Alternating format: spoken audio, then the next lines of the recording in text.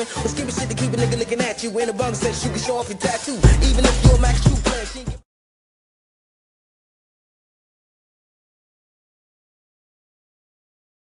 Oh, the you. It's all about the you. It's all about the you. It's all about the you. Them canes. Yes, them canes. Yes, them canes. Boy. Y'all better come on in here. Come on in. We gonna talk about it. Come on in. We are gonna talk about it. Shouts out to Side Point, YouTube, everybody. Come on in. Come on in, my friend. We finna get it going. What's up, Go? We are getting ready to get it going, baby. We in the playoffs. The playoff.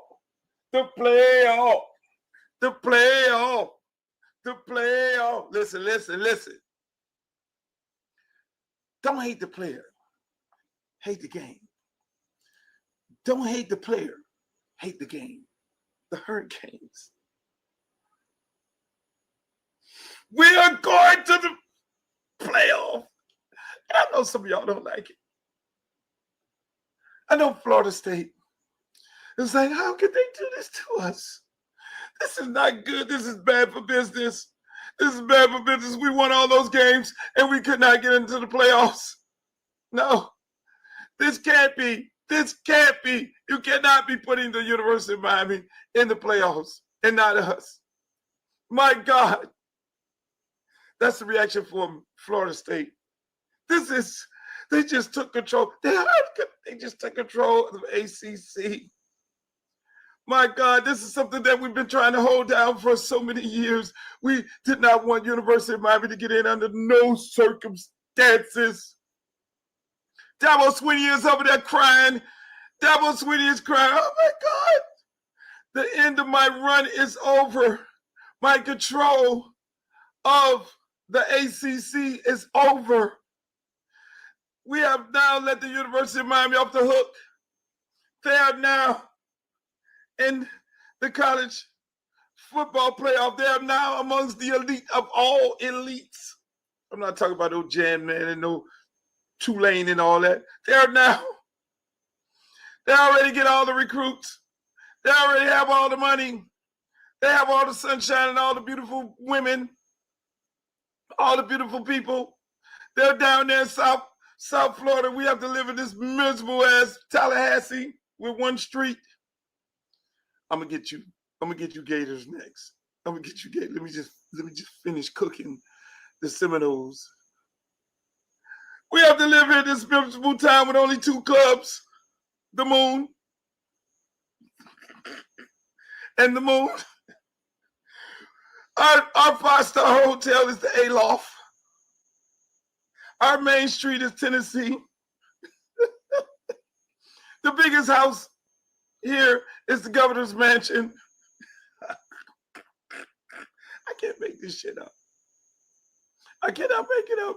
Florida State is sitting there miserable. Look, we beat Alabama.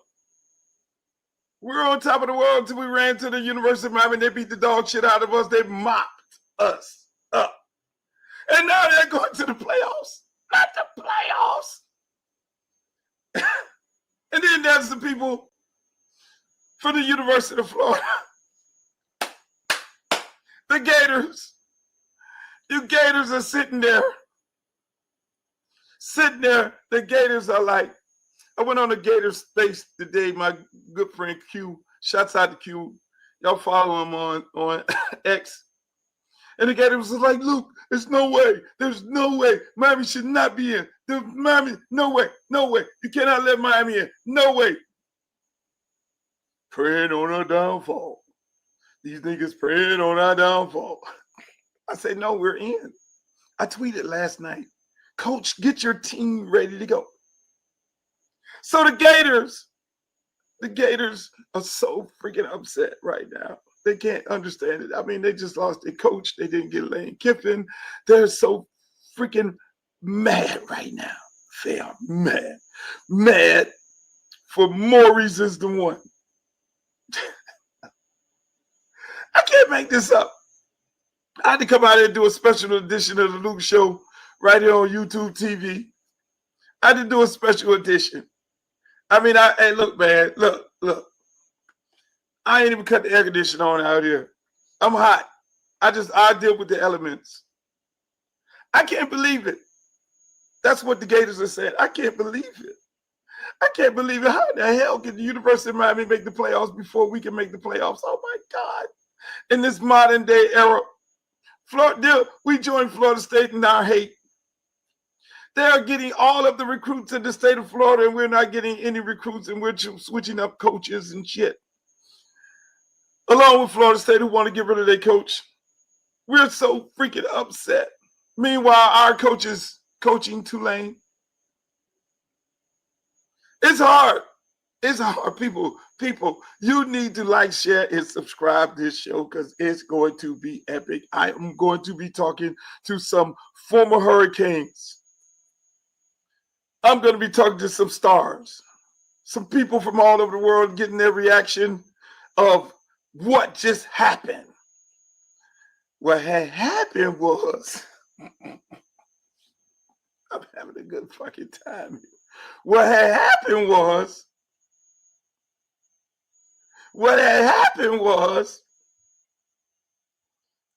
we came in the back door, Little Joe, the back door.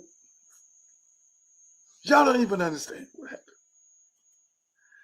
Y'all just let Hollywood in this motherfucker. Put them canes up in the chat. Put the canes up in the chat. I need y'all to put them in there.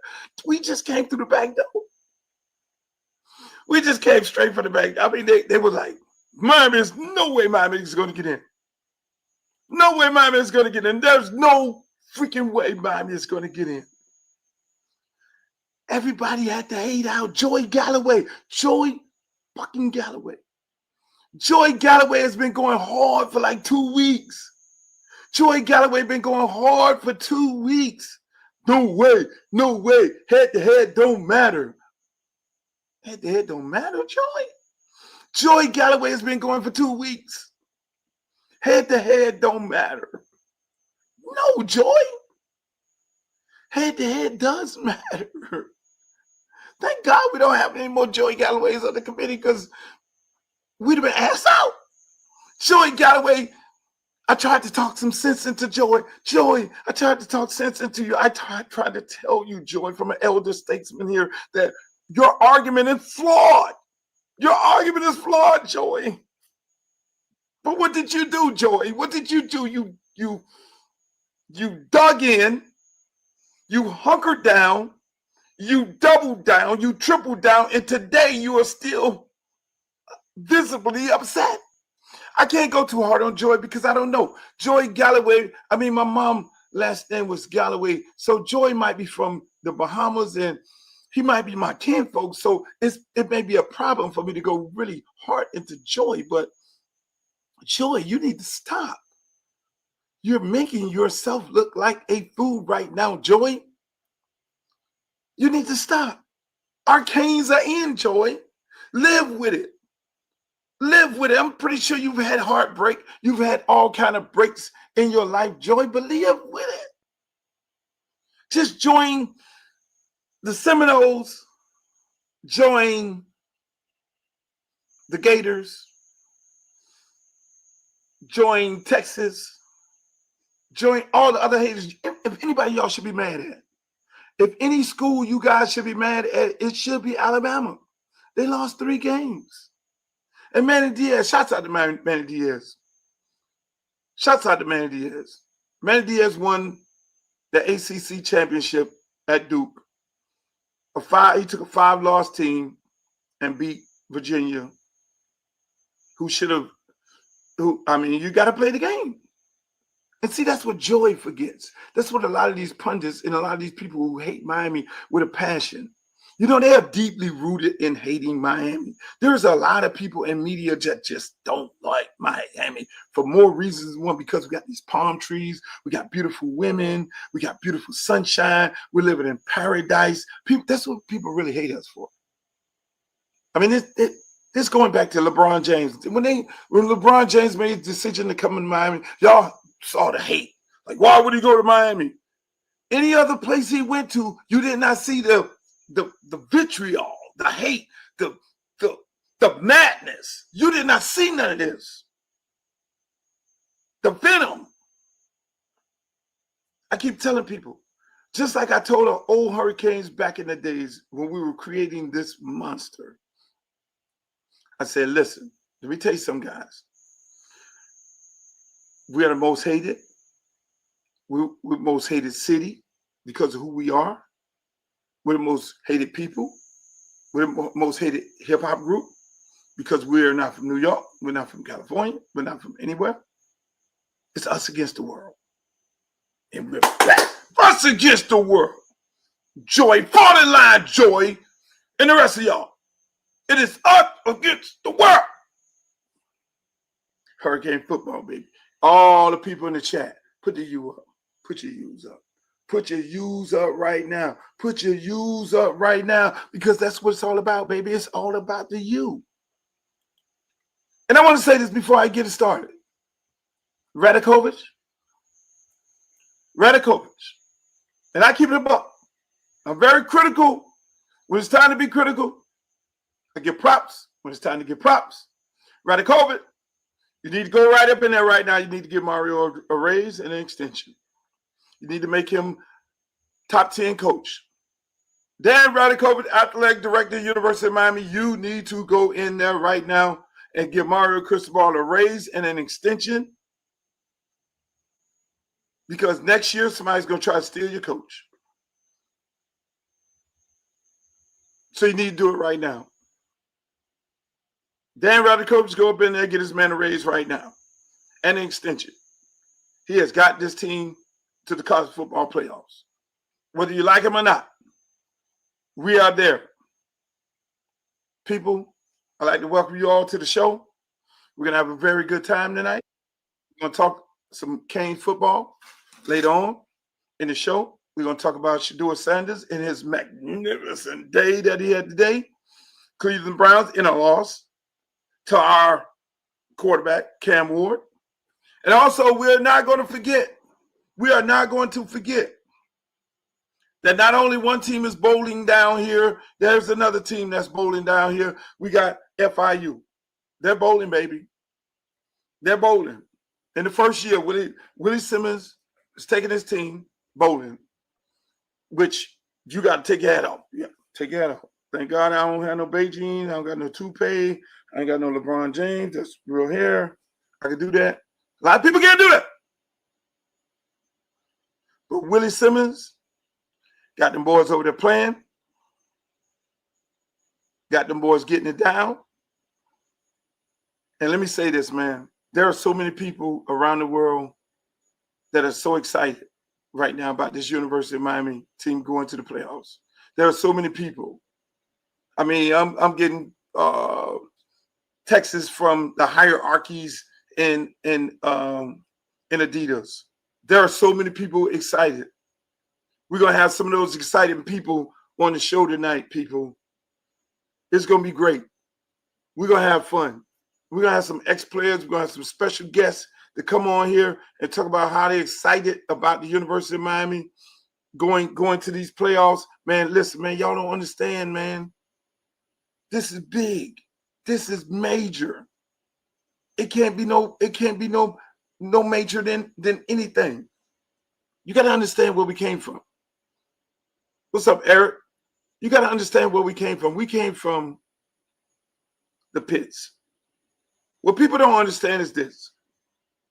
College football right now, there's parity in college football.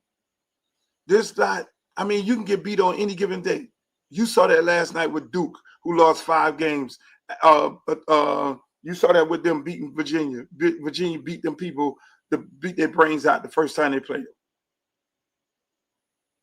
You saw it with Georgia and Alabama. Well, Georgia beat them twice. You saw BYU get beat twice by TCU. You saw a very good TCU team that's going to go deep. These playoffs are going to be serious. You saw Tulane, J-Man. Okay, everybody, don't sleep on them people. Don't sleep on them people because they could easily be Cinderella in this tournament. Don't go to sleep. People are going to go to sleep on them. You saw Ohio State lose to another brother from Miami. Miami is cooking right now. Miami is cooking and more reasons than one. We're cooking. Miami, let me just say this before I even go. There was a lot of questions about the Cuban community in Miami, whether they could coach or play football or not. There's big questions. Man, Diaz gets the job, he fails at University of Miami. Mario gets the job, there's all kind of questions about game management and all these different things, and we can't make it to the playoffs again and all that, questioning whether or not he could coach. A great recruiter, but whether he could coach. Then you got the young man, the quarterback from Indiana, Cuban kid from Miami, lighting it up. Should be the Heisman Trophy winner.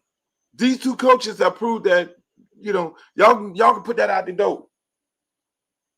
You can put it out the door. I know these dudes don't think like that, but I do know they carry the banner and they carry the weight of their community and of their people, rightfully so. Would a black person get up there into the national championship game like Friedman last year? We were rooting for him. No question about it.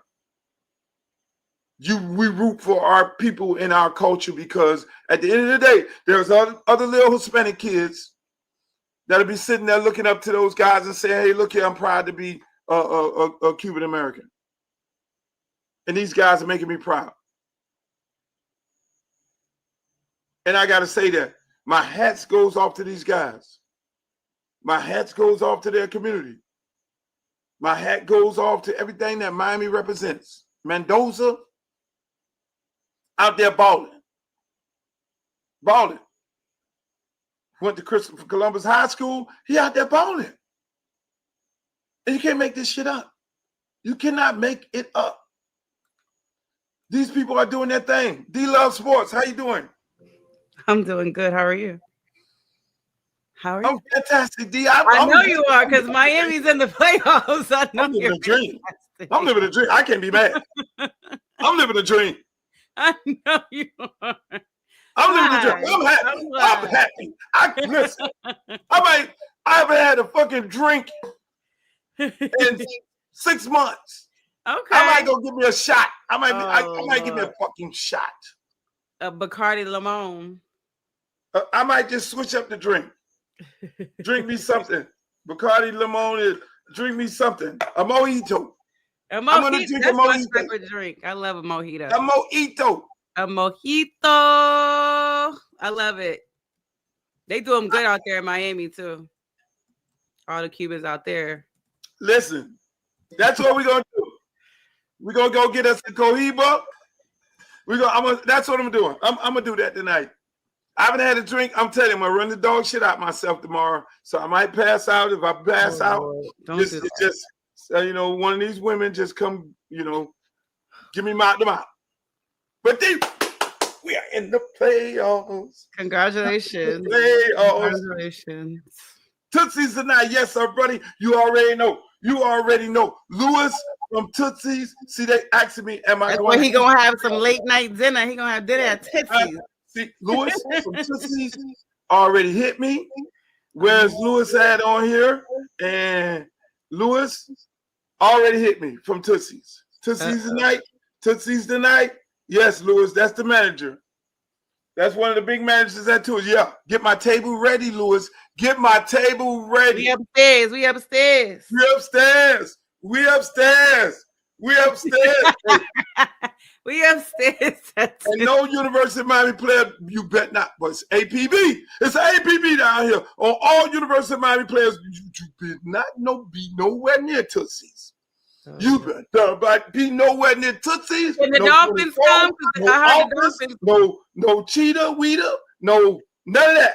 No booby trap on the river, none of that balls. No This trap. ATV out of all players. They cannot go into none of those clubs. You put their ass out. Because we don't win this shit, D. Okay. I know you over there at the other UM. Look, I'm here in Maryland. I don't have no beef with Miami. You know, I hope you guys, get whatever you are looking for. Go. I hope you guys go far. There's no Jeremiah love. I don't have no dog in the fight. Hey, D, let me tell you this, D. I know y'all are happy. Everybody's happy. Notre Dame's not in it. It's a little weird. It's a weird energy right now. Do you see how this thing's set up, D? We get to go to Houston to play our first game. 90 miles from Houston, Texas A&M. Okay. Do you know when it was at 12 o'clock? I haven't seen the matchups. I saw that y'all were in, so you guys are going to Houston to Texas A&M. Okay, that's the game. Okay. For the people who have not seen the matchup, here we go right here. Let's go! Let's go! Let's go! Where is this thing? I like you. I like that guy. I look at him. Hey, that was the matchup. D, let me tell you how this thing's set up. This thing is set up for us to play at Texas A&M, right? And we played Texas A&M the last 2 years, just so you know. Oh, okay. So Texas A&M is 90 miles from Houston. So you know where I'm going to be staying at. Where? In Houston. I was like, because where you? Oh, I don't probably put the co-location. Yeah, I like it's a certain hotel I like to stay out in Houston. But you know them things up in Houston. And we play at 12 o'clock on Saturday. Oh Lord, you're gonna be cutting up. Lord ain't the word. Lord ain't the word. I will be in Houston on Friday. I was like, you better get in first thing Saturday morning. You get in Friday night, you're gonna be late to the game. Going to get in on Friday in Houston. Houston, get it ready, because that's where I'm coming. I'm gonna get in Friday. Look how this thing's set up. I'm coming to Houston on Friday. I'm gonna party my ass off on Friday. Then I'm gonna drive on over early in the morning. Hopefully, I'm gonna get up. I might don't go to sleep. I'm gonna get up, ride on over there. Hopefully, tailgate or something like that. At 90 miles. How long do it take for me to get 90 miles? What, an hour and a half or something? Yeah. I'm gonna drive 90 miles on over to College Station. I already got my tickets. I'm gonna ride 90 miles to College Station. We're gonna go over there and get it in. We're gonna whoop their ass. We're gonna whoop Texas A&M ass. Even though I got some friends that coach over there, some guy, it's a connection in Miami. You have my good friend Trooper Taylor over there. Okay. You have Aristide, whose dad was the principal at Miami Northwestern. Aristide is from Miami. You got him on there. And that's what you got. Hold on, D. Without further ado, ladies and gentlemen, I'd like to bring to you the Hall of Famer, Adrian James, baby. There you go. What's up, brother? EJ, we in the playoffs, baby. How you feeling? Man, hey, that's what I woke up to, man. I was ready for that. I felt it. You felt it. Hey, we ain't been this far, and God knows how long, EJ. Man, they don't understand what it's like to be back, man. We back. Can we officially say we back? Yeah, because we're in the playoff. We got an opportunity. That's all we want is an opportunity. That's all we want. That's it. That's all we want is an opportunity. Hey, man, I was on a 9-17 in Arizona. We went to the Super Bowl. Nobody knows what happened. Once you get in there, you never know what's going to happen. Hold on, you was on a 9-17? I was on a 9-17, and we went on the road, handled our business, and we made it to the Super Bowl. So, hey, we got all I want to do is get in the dance. Once we're in the dance, we got a chance. Yeah. Just get in there. Is it really when people say it starts at 0-0, the season starts brand new? It's a totally different game, and playoffs has a different intensity, and then it's also going to show what type of players you got, because our guys were, they were on the bubble, so we should be hungry. We should be a team that's like, hey, we're fortunate to be here because we put it in somebody else's hand. Now it's back in our control. We control the narrative now. Man, and that's what I'm talking about. D, you got a question for EJ? No, look. Are you going down to Texas? Will you be at the game with Luke? Luke has already made arrangements. I gotta see whose PJ is on the way because I don't even know how to get to College Station. No, EJ. This is what we're doing. We're going to Houston. Houston is 90 miles away. Houston is like, we're gonna get the Sprinter. We're gonna load it up. No, we're gonna put this all on Andre. Andre, tell Andre. Hey, did you hear what he said? PJ. Yeah, the PJ is better, but I don't know. I'm kind of liking that Houston thing, man. Cause if you ever been on the Sprinter with Uncle Luke, man, it's better than the PJ. Hey, you already know. We gonna load that. Hey, but you right. We gonna hit Dre. Yeah, we gotta hit Dre up. We gonna hit Dre, and Dre gonna be a part of the host committee. Boy, we gonna roll up in that thing deep. They ain't gonna understand what's happening, EJ. Oh man, put it together, man, because my schedule is open. I just was trying to figure out the route because I don't want to be stuck in no College Station. I can't spend the night in College Station. No, ain't no doubt about it. Ain't no doubt about it. So, I mean, talk to me about, just like you were talking about playoff football and how different it is. I mean, the mindset of these young men right now, being on the roller coaster, not knowing what they was in now, what do they have to do right now to lock in? Well, they just build on the momentum. They went on the road in Pittsburgh. They played, they did everything that they could do. And like in every season, you're gonna hit some bump in the road. And like we hit our bumps at the right time. You know, now we know how serious this thing, we know how costly a mistake is. So now everybody got locked in a little bit more because we was almost not in the playoffs. But now we're here. We done went through adversity. Nobody else been through adversity like this. Except probably like Alabama, they've lost, but they've had adversity. But we went through true adversity, and we really put it in somebody else's hand. Now we control our own destiny. So now it's time to lock in and play. Do you think Texas A&M feels the same way? Like they kind of hit a bump in their season as well. Well, they hit that.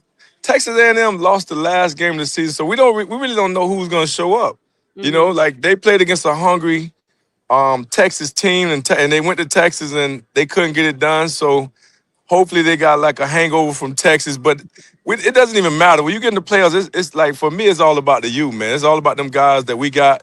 And we got a bunch of hungry guys that come from hungry situations, and they understand, like, look, man, I get another opportunity to play on the big stage and put that cane on your back and rep that U. Man, we there. There it is, baby. Hey, man, I want to thank you for coming on, man, giving us blessing these good fans on here. And, hey, we're going to put this thing together, so we're going to go. All right. Anytime, man. Anytime. We can go to PJ or the Sprinter. Both of them good for me, man. Let me know. Now, if you're going to PJ with me, it might get, you know, we got to have one of those big ones. I might call, but Pitbull got a big one. Ross got a big one, and because we got to put some people in there. So yeah. Of course. I mean, hey, look, we from Miami. Hey, thanks, DJ, man. I know you over in Mexico. What you doing in Mexico? Well, the coach had a sponsorship trip, man. We didn't get to win today, but we still have hope, you know what I'm saying? And we still got more games to play. So I'm over here with the coach. You know, I'm always representing the coach, man. You know, you got to represent for the big man. I already know.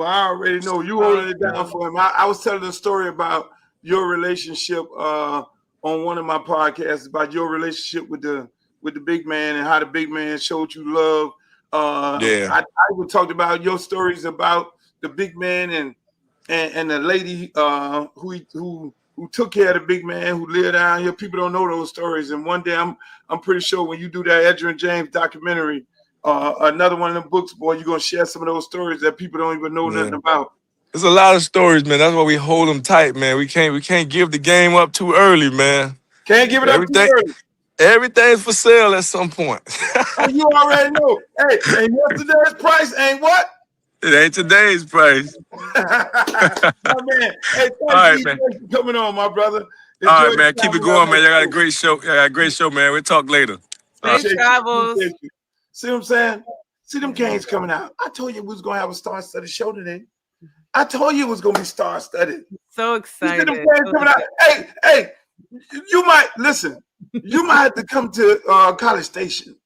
because it's gonna be I just was waiting for my was y'all waiting for my invite as much as I was waiting for my invite? This is gonna be like Hollywood. For it. Listen, hey D, you don't understand. I was like, okay. Hey, what is Lubbock? Like, anybody else in the room? Lubbock, Texas, or what the name of the place? Is it what is it? Lubbock, Texas? That's where College Station. Yeah. I actually don't know. College Station. College Station. He said College Station. No, Lubbock is the other people. College Station. College Station ain't going to realize how much star power is coming up in there. Mm. We coming up in there with a hungry, just like EJ just said, we coming up with a hungry team. Mm. We coming up there with star power.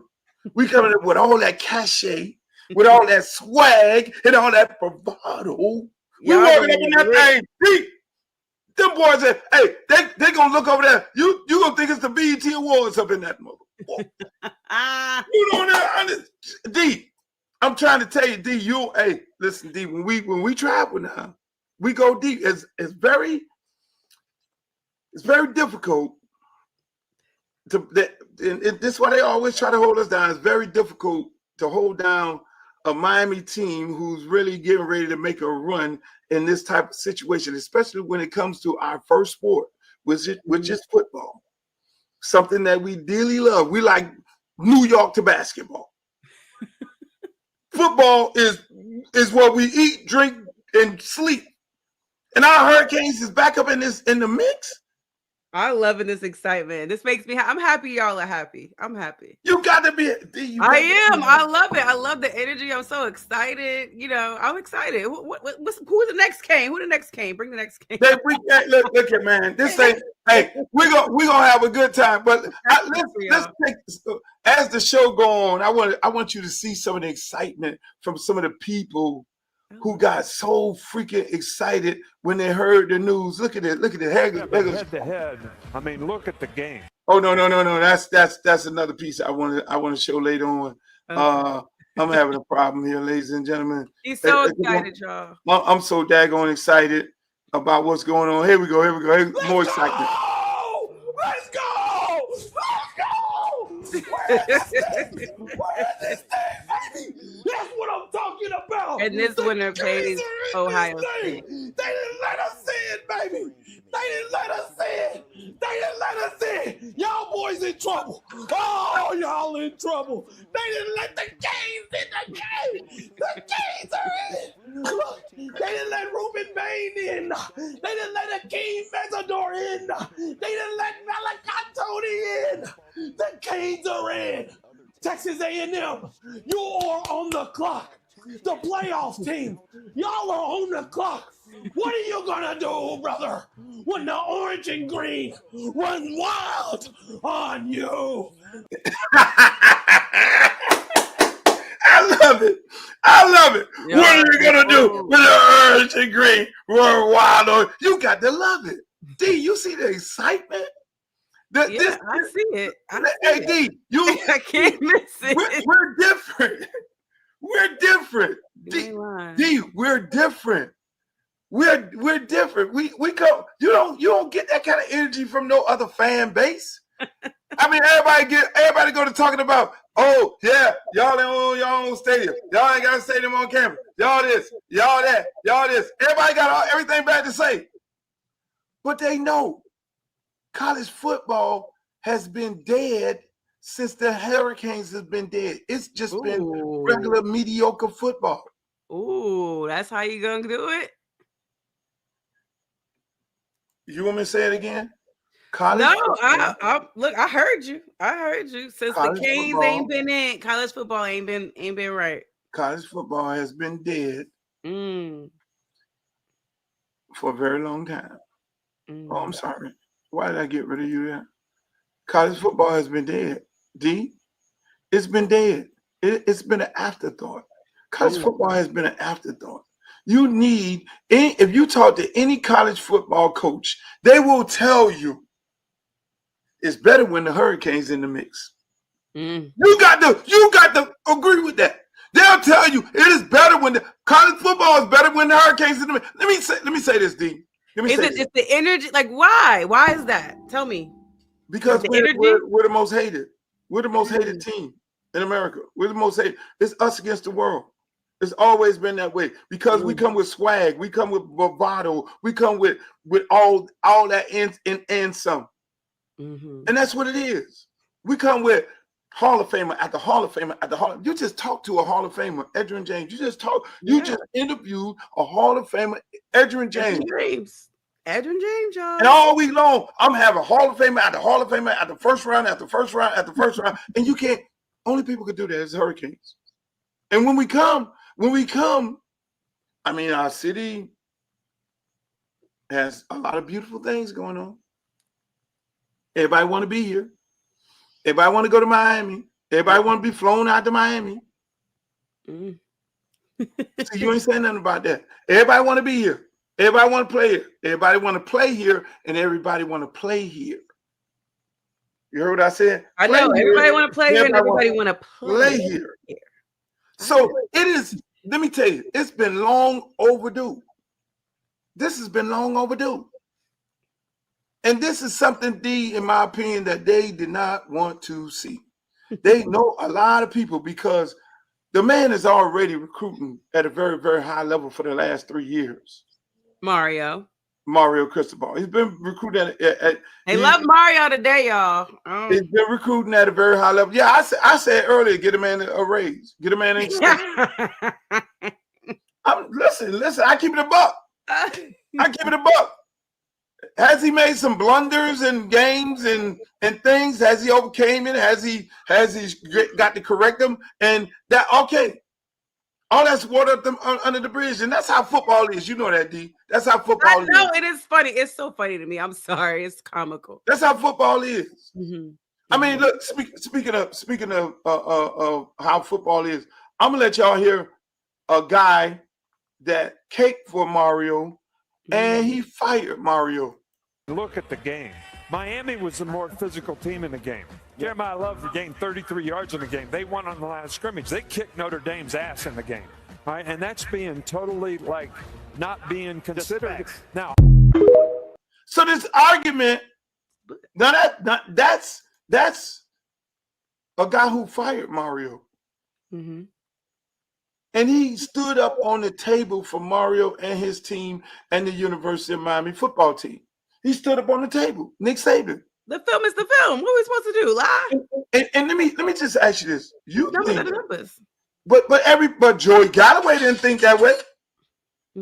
Joey Galloway didn't think that way. Joey Galloway ran around and every day Joey Galloway is on there talking trash about the University of Miami. He never thought that way. And so that's the thing, D. That's the hate, the unnecessary hate that we've gotten for so many years. But I want to say this, and I tweeted about this. Mm-hmm. Nick Saban probably arguably one of the most hated people here in South Florida because of the way he left the Miami Dolphins. And I tweeted about this. I tweeted and said, we need to give Nick Saban his flowers. We need to take the hate tag off of him. Give him his pass back to Miami. Him and his wife, they can come back down, go to Joe Stonecraft because I know he used to love it. They can come back down. They can come enjoy themselves. And we love him right now because when the GOAT gets up on national TV and tell those people in that room, you need to put Miami in these playoffs and his Alabama team. When the GOAT say, come on, D. When the GOAT say that carries a lot of weight, right or wrong?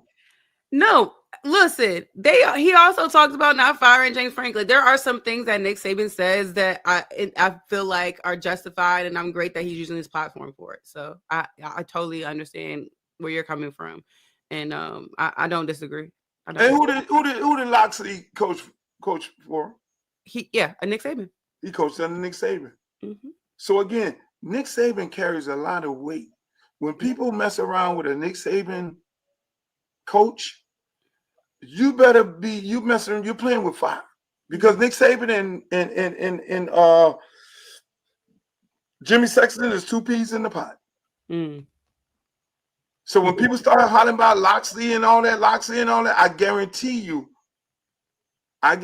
you, when Nick homeboy got on the phone and called that AD, don't even think about it. You know what I'm saying? So again,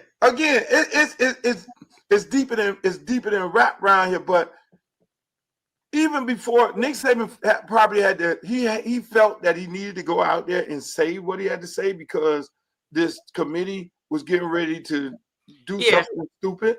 Mm-hmm. You don't go out there and say these things like Nick Saban. So my hat's off to Nick Saban. He gets his flowers. Me and Nick has always been friends. Always like Nick, all until he had a problem with paying the players and all that. Me and him disagreed on that, but for the most part, Nick Saban is my guy. He's recruited players from me. He's recruited Amari Cooper. He desperately wanted Ray Joseph. He recruited tons of players from me. So we got a great relationship. You know, I appreciate my time of having conversations with him and getting the football knowledge that he has, but I'm just saying, man, win the playoffs, and you can't. It's like a whole nother year. I want to know what you think about the team that didn't get into the playoffs and how they're moving right now. Which one? And how they feeling? Notre Dame, and the moves they made since then. So Notre Dame didn't get in. I'm gonna keep it a buck. I really thought that Notre Dame was going to get in. Mm-hmm. You know, when you really look at it, it's set up for Notre Dame and Miami to go in. That's what I thought was going to happen. Mm-hmm. And that was the Alabama factor. I did not think Alabama losing to Georgia 2 times would get them in, because you could have made the same argument for BYU, who lost to Texas Tech twice. Mm-hmm. You see what I'm saying? And those are their only 2 losses. And so here you have a BYU team with 2 losses, an Alabama team with 3 losses, and one of their losses being to the sorry-ass Seminoles. You know what I'm saying? And BYU running through the table, and they 1 game away. And so when I looked at them 2 right there, I didn't think that either one of them was going to get in compared to Notre Dame. Yeah. And with what Notre Dame brings to the table, I was just like, shit, that's the Pope team. How can you? That's not going to happen. So I thought Miami and Notre Dame was going to get in based on that scenario, but this committee did it right. I've been busy all day, all morning. Just got home from being at the Ravens-Steelers game. So I've been a little tiny bit out of the loop. However, I did see, 1, Notre Dame did not get in, and 2, they said, we are not playing in a bowl game. We're out. And I respect it. After thinking about it on the drive home, I was like, I respect it, because Notre Dame brings you so much. We talked about it last time. We talked about the amount of money they bring to a town when they play in different stadiums and different venues and things, right? Whatever network, I'm assuming ESPN, they're gonna bring so much money, so many eyes, so many viewers. I would automatically snatch, like, no, we're not doing that. We're not. But want to put us in the playoffs, we're good. You know what? I feel like they're saying, you know what? Join a conference, and maybe this looks different from you if this happens again. Some people are saying different. Mm-hmm. A lot of people online are saying, "Oh, Notre Dame, you're being little wussies." They quit. You know what I'm saying? Like, and you should be playing, and look at y'all. You're gonna take your ball and run with it, and you quit. Just like Deshaun said right here. A lot of people are saying the same thing here. And it just what she just said in the chat. Where why would you do that? I think like we were talking about it. I think momentum. I think just if you were going to put a team like Alabama in, I think that they, should have had the opportunity to be in. Okay, we got another star, the biggest star of all in entire Miami.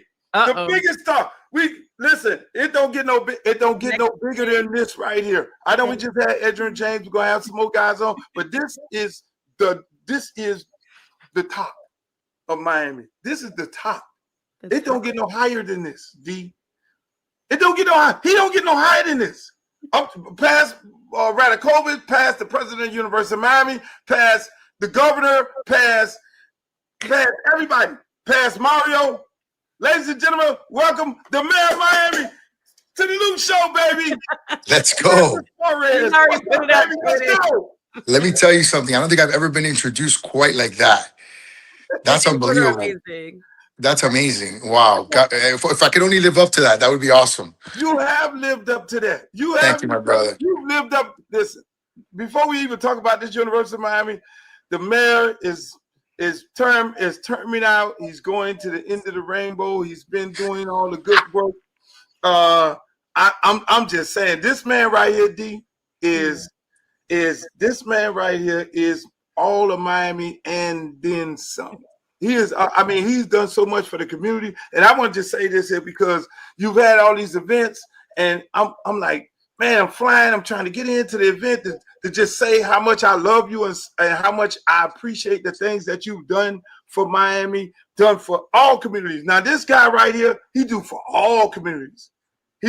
He does just as much in Liberty City that he does in Little Havana, and just as much in Little Havana for the people in Brooklyn and for the people everywhere and all over Miami. And this man has globalized Miami and took Miami to a whole nother level. When it was broke down, when he took over, D, it was crime. It was we were about to go bankrupt, and he cleaned the entire city up and made us this shiny light that we see right now. And I want to thank you, my brother. I really want. There's nobody. I know they got a race running. Ain't nobody. I don't know who's gonna be able to come behind you, boss. I'm like, hey, I don't know. He's been getting sleep too. That's great. I'm very blessed because, as Luke knows, I'm the son of a mayor too. So my father was a mayor from 1985 to 93. And I was born in Miami, and I think it was special to be the first Miami-born mayor. Miami was incorporated in 1896, and for 100 and almost 30 years, they didn't have a mayor that was actually born in the city. Wow. And I think part of what Luke is talking about is, and it's part of the University of Miami tradition too, right, is being a Miami boy. Right, like growing up in the Miami parks, playing basketball in the Miami parks, supporting all the football teams in the Miami parks. The Pee Wee, the Pop Warners, the Liberty City Warriors, from every single neighborhood, from Booker T, every single park. It's really been a privilege to work with people like Luke. Luke is an OG, right? He's a guy that a lot of famous people that become famous don't really give back. They a lot of times they don't even live in the community that they were born and raised in, right? And so Luke is one of those few people that have actually done that. And he's a big brother to me. He's someone that he's come out and defended me whenever somebody takes shots at me. He's always inspired me. He's always built me up. I mean, but he's real, right? He's a guy that, you're not going to buy your way into it. You got to work your way into it. And, the only thing I haven't done for him yet is I haven't worked out with his Edison football team, which I will. I still am going to do that. I have not yet done that. And that's one of the few things I haven't done yet. Hey, man. Hey, I appreciate it. We're gonna get you over there and we're gonna work you out hard because again, like you say, he represents everybody. I mean, the whole entire community. How excited are you for the University of Miami? I remember when Mario came back, and I said, Mario, did you meet the mayor? You met all these other people. I'm looking at you, and me and Mario over there at Versailles having some cafe con leche, and I'm like, have you met the mayor? If you didn't meet the mayor yet, Mario, you might have to go back to Oregon. and eventually you guys hooked up, and he called me up. He's like, that's a great guy. It was a trip. I'll never forget it. So I said, Mario, like, what do we got to do to sort of get back to where we, everybody's always talking about, are we back? Are we back? It's the quintessential question with UM. Are they back to that 2001 and those 80s teams that we grew up watching in early 90s? And he said, I'll never forget this. This is a funny thing, and you'll appreciate this, Luke, because I'm sure he probably told you this. He said, we just need linebackers that like to do this. And then he says, and I just need dogs as receivers that go up, top catches, catch the ball, contested catches. I just need dogs. That's it. Those are the only two things.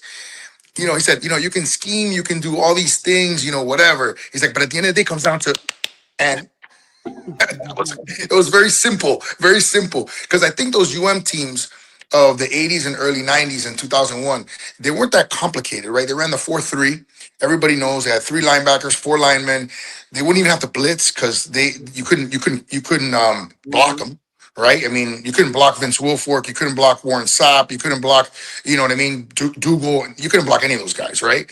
So they didn't have to put any kind of crazy pressure. Plus, the linebackers could run. I mean, these guys were 230, 240, 245 guys that could run 4.4s. I mean, like, incredible. And then you had a guy like Sean Taylor, a safety in the background. You had Mike Rumph as a cornerback. I mean, you had these incredible all first-round draft picks, right? And now we're starting to see, I think we'll see a couple of first-round draft picks in this draft from UM, the offensive lineman and Bain from Central. I think he'll be a first-round, maybe top 5 pick, right?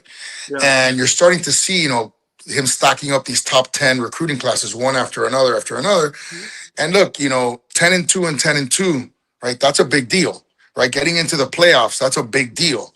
So yeah, no, I was there, I won't say all the things that I threatened to do if they didn't get into the championship thing, but we give the BCS championship a couple $1 million.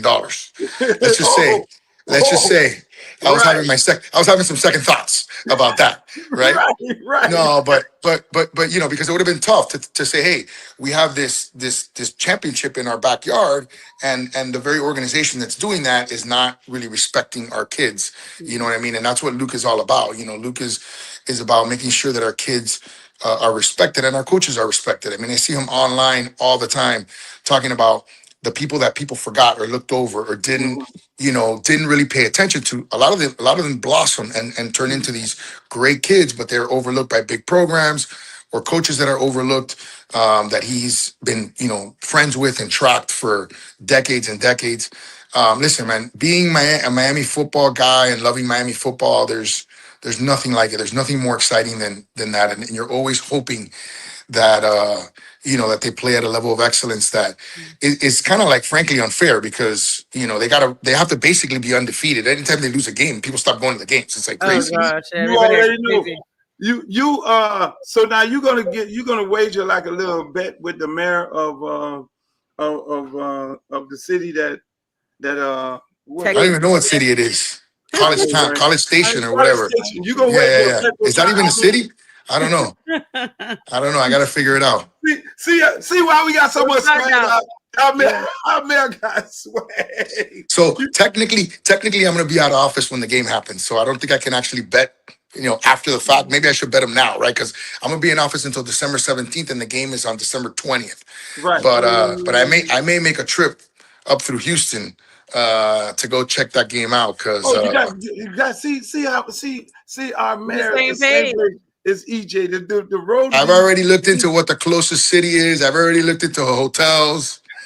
Come on, man. On the same page. Here's another thing I was thinking about because this is another thing I was thinking about, and because I am so Miami in all aspects of it, whether it's Little Haiti, Little Havana, the Cuban community, the Haitian community, Jamaican community, and all that. What I'm so excited of this moment is you got Mendoza, Cuban kid from Miami. Yeah. You got Manny Diaz. By the way, I know his mom. I'm a contemporary. I went to high school with his mom. I've known his mom for years. Really? Yes. Wow. To see what he's doing, what Manny just did was won the ACC championship. Yeah. And to see what Mendoza is doing, see what Mario is doing, that is a big thing for Miami itself. and it's a great thing for the Cuban community. That I mean, the pots and pans should be out. It's also good for the kids Yeah, because, you know, those guys all come from this community, and these are the big football programs, right, that are feeding and have been feeding the college football system for decades, right? I mean, if you can recruit from South Florida, you can have a top program. And you know that all those Alabama years, all those years at all those schools, Georgia, it's because they were picking off one or two of our best players every single year, you know, and they were able to build their team around those big players, right? I mean, look at the one in Ohio State, Jeremiah Smith, right? The wide receiver. Mhm. If that guy would have been at you, if that guy would have been, that guy is Malachi Tony now, right? That's Malachi Tony. And we didn't lose Malachi Tony. If we would have lost Malachi Tony, look what he would be doing for another team. I mean, the kid is unbelievable, right? For a true freshman, it's crazy. The kid's 18 years old. totally Unbelievable. unbelievable. And you know his dad worked for you. Did he really? No, he works now. Oh, he does now? Malachi's dad works for me? Dad works at Hadley. He works at Hadley? Yeah, I didn't know that. Antonio Brown Daylock. No way. Yes, he works for the Parks Department. Oh, tell him to come to City Hall and see me. Yeah, I got a week where I could give him a hug. Bring that kid, bring those dreads over so I can kiss those dreads. Hey, Those are gonna be some expensive dreads, let me tell you. You They probably, already by the way, I forgot, they probably already are, because in college you're getting paid now. So he's probably already making a nice chunk. you already know. I already went live. You know, it was funny. I was watching Ruben Bain the other day at Central. He went back and he was giving donating $5,000. I was like, damn, how you donating $5,000? And I was like, this guy's probably making $1 million. no, Tax write-off. He got to pay taxes on that. Exactly. I'm like, how's a college kid giving $5,000? That's a big donation. Like, you're a big donation for me. Yeah. And I'm like, he's probably making $1 million. Exactly. Hey, the day is gonna come where college kid playing college football is gonna go to a campaign fundraising event and make a donation. You know what I think though? But no, I do think this. And I think kids, I don't know if this is a good or bad thing. You could probably have a better perspective on this, Luke, than I do. But kids will probably stay in college longer because of the NIL, right? Like, because if you got a kid, like a Beck is a good example, right? Well, who maybe he's not a first round quarterback, but he's going to make a couple $1 million because he's going to be a great college quarterback, right? That guy will make more money as a college senior, right, than he'll make as a third or fourth round pick, you know, in the NFL. So there's an economics there, right, where it's interesting. Yeah, and I always said to build a team, if you're going to build it and you got $20-30 million to build a team, then just go get guys who already got a draft grade, bring them in and pay them and say, hey, look, I'm going to pay you like a third round and you're a fourth round grade. I'm going to pay you like a third round to come back and play for me another year. And just feel like that and develop the young kids through high school. Same way. For sure. Absolutely. Man, I was like, hey, man, I want to thank you for coming on, man. I know you got a busy schedule. You got the little Bambinos around there. I love you, my brother. And when you're out of office, I'm going to take you to one of the famous smoke some cigars. Yeah, we'll go smoke some cigars. Yes, sir. All right, brother. Listen, it's been a great 8 years. Thank you for always being by my side, for always having my back.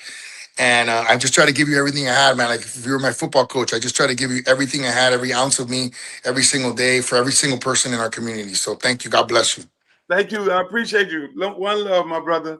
Hey, CD. How excited everybody is. That's the man. I know. I love it. I really do. I'm happy for y'all.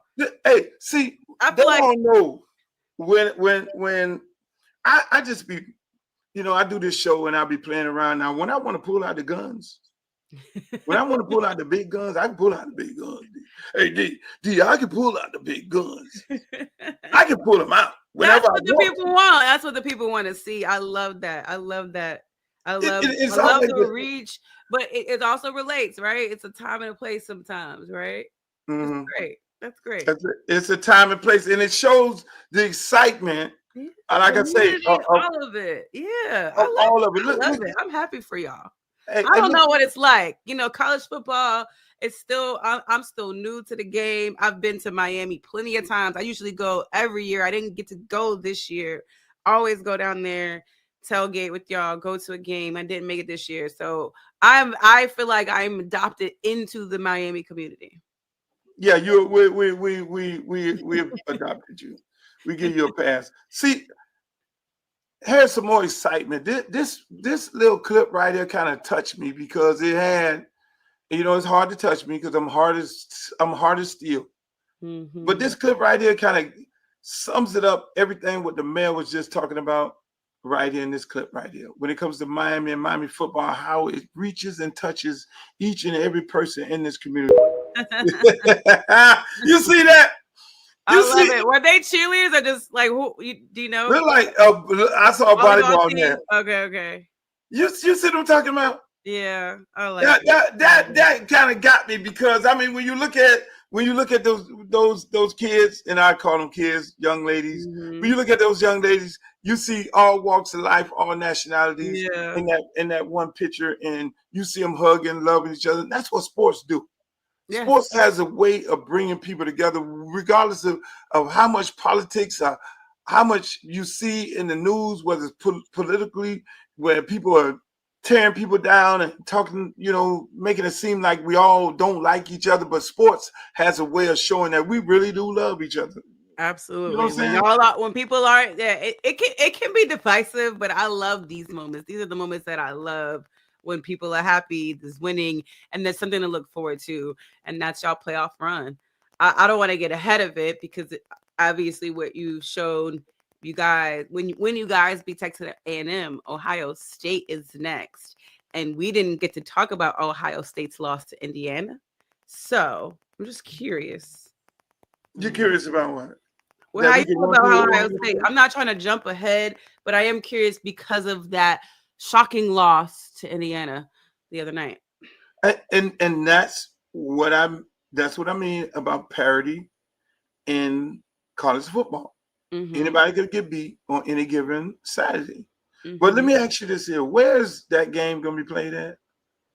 The Ohio State game. Who Ohio State next opponent? And I don't want to jinx it. I don't want to get ahead of myself. I don't know. You might want to look it up. Is it being played in Miami? Can y'all tell D where that game is going to be played at? I don't know. Is it playing in Miami? The chat? Can people come on, people in the chat? Y'all got to get with the program. I know y'all are excited and y'all seeing all these celebrities and all these stars. Come on here. We're gonna be in Miami. Y'all see? I want to think the game is played in Miami. Okay. All right. Because that is the Orange Bowl game. The Orange Bowl has 2 games. And I want to think the Orange Bowl game is going to be in Miami. That particular game, because the first round goes to the home field to these people. Let me find out. Okay. Who people in the chat, help me out in the chat. Can y'all please go to Google or whatever it may be and look it up to find out where the Orange Bowl game will be played at, or the game that Ohio State will be playing, and where that game will be played at. And Lord help Ohio State. Lord help if that game is in Miami and we go down. See, Glow said Miami. Miami. Okay. All right. Is this shit set up? Is it set up? See, I didn't want to jump ahead, but I was just curious because I saw it on the bracket. I didn't see the location. Was curious, how you felt about them, even from this weekend and that matchup against Indiana. Glow, let me say this, Glow, and for all the Hurricane fans out there, Glow, let me tell you this: if there's anybody outside of the University of Florida and Florida State, if there's somebody third or maybe in a whole bunch of people my age life as number 1 most hated team, people always think, oh, Catholics versus convicts, Notre Dame. No. Catholics versus convicts. It is fucking Ohio State. Is that where the game gonna be at in the Cotton Bowl? It is Ohio State. And we had no problem playing the Cotton Bowl because we went up there in Texas and beat Texas in Cotton Bowl. Let me say this: we'll play Ohio State anywhere at any given time for these type of marbles because they robbed us. They robbed us of a national championship. That referee who's from Columbus, Ohio, they robbed us of a national championship, and we want those motherfuckers. I don't want to get ahead of myself. I do not want to get ahead of myself. I want to stay right here, but But that shit they got called Ohio State, that's just sitting right there, waiting for us. You talking about turn up to a whole nother level? My cheeks. Those fuckers robbed us of a national championship. They cheated us. Pay back. Well, it will be back. So but we ain't gonna even talk about that. We're gonna just stay focused to the team that we're gonna play right now. We're gonna stay focused on them. But those motherfuckers over at Ohio State, we're gonna stay focused one game at a time. Like EJ say, look, we have, take it easy. We're gonna take it easy. Take it easy. And we're gonna take one at a time, and then we're gonna go through there like that. But them motherfuckers at Ohio State, see, you got me even talking about it. Them, we want them in the worst way. I'm not an Ohio anything.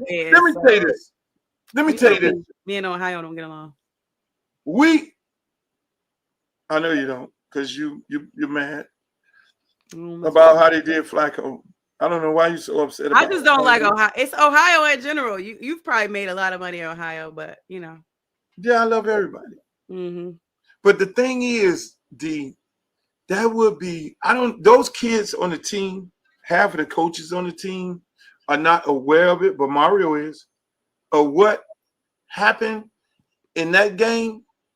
And how that game got stolen from us, and how that national championship should be in our rafters with the rest of them. You know what I'm saying? It would be, boy. That's why. Hey, look, those kids will have to see that. If I'm Mario, I'm showing them. As soon as you on the ride home, that's what y'all watching.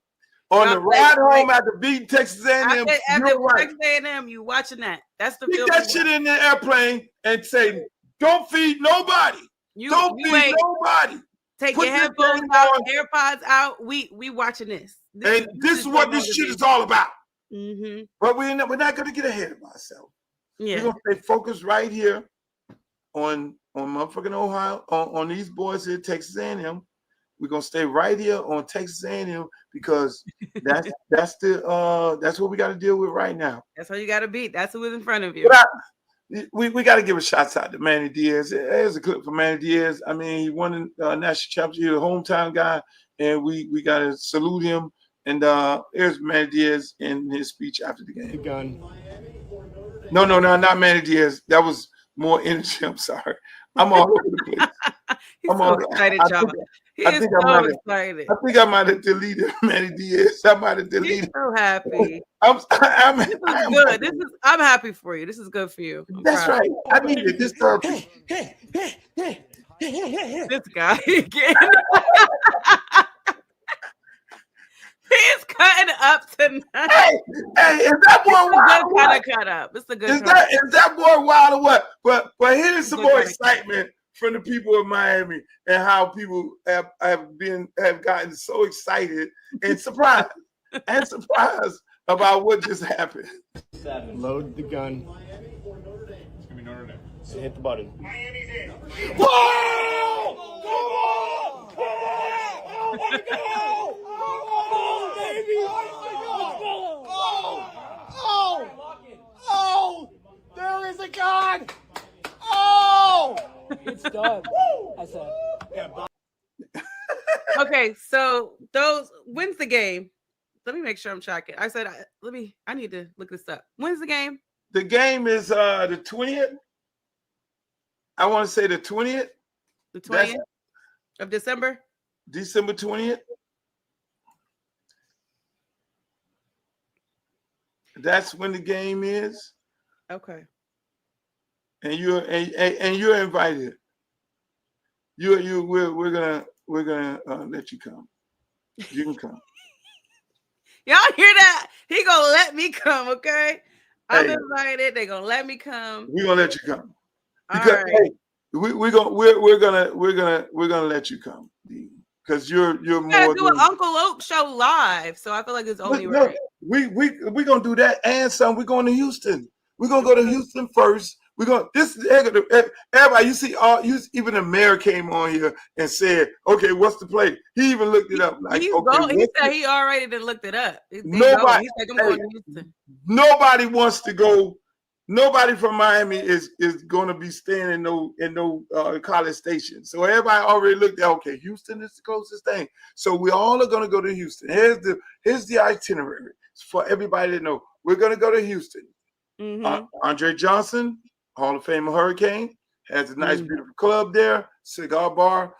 That's going to be our first stop. We're going to go to Houston on Friday. We're going to hop off the airplane, go to Houston, go hit Papados, and then lay it down. I love Papados. The one downtown, or was it another one? You know what I'm saying? We're going to hit Papados, then we're going to go. The hotel I like to stay is right there by that Papados. The one with the lazy river and the pool? I ain't going to name the hotel just in case I say that. The one with the little lazy river. A lazy river? Yeah. Oh, man. I love that hotel. You see what I'm saying? So we're going to go by there. We're going to go hit Papados. We're going to hit Dre Club. Then we're going to go to the Thing Club. And then another one. And then we're going to go get back into the room probably 2:00 because, there ain't no place like Miami. Miami don't sleep. Miami don't sleep. We're originally officially the city that does not sleep. If you look on there, our bars and all the parties that's going to 7:00 the next morning. I mean, they say New York City is the city that don't sleep. No, y'all could erase that. Miami is don't sleep.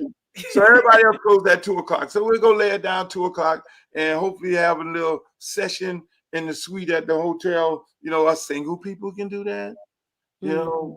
We'll have a little something, and then we'll wake up the next morning, take us a little ride down there to College Station and do a little bit of tailgating. Have us a nice laid out tailgate with some stone crabs and some stuff and have it all, you know what I mean? And then we'll eat real good. We'll take the Sprinter van and put some little things in the Sprinter van and ride on up there. You know what I'm saying? Maybe, have us a big tent and show these boys and whatever kind of Texas they in. How to get down. Yeah. Miami's here. We're here. Oh, yeah, we're going to go up in there. We're going up in that piece, and then we're going to go up in there at 12:00, get in the stadium, whoop that ass by 3:30. We back on the road out of that little ragged-ass town, and then we back in Houston. And, boy, it really goes down that night in Houston. Again. That's the itinerary. We're back on the bird the next morning. The hell about morning, everybody out. And then we back on the bird with a dub. I love it. Hold on.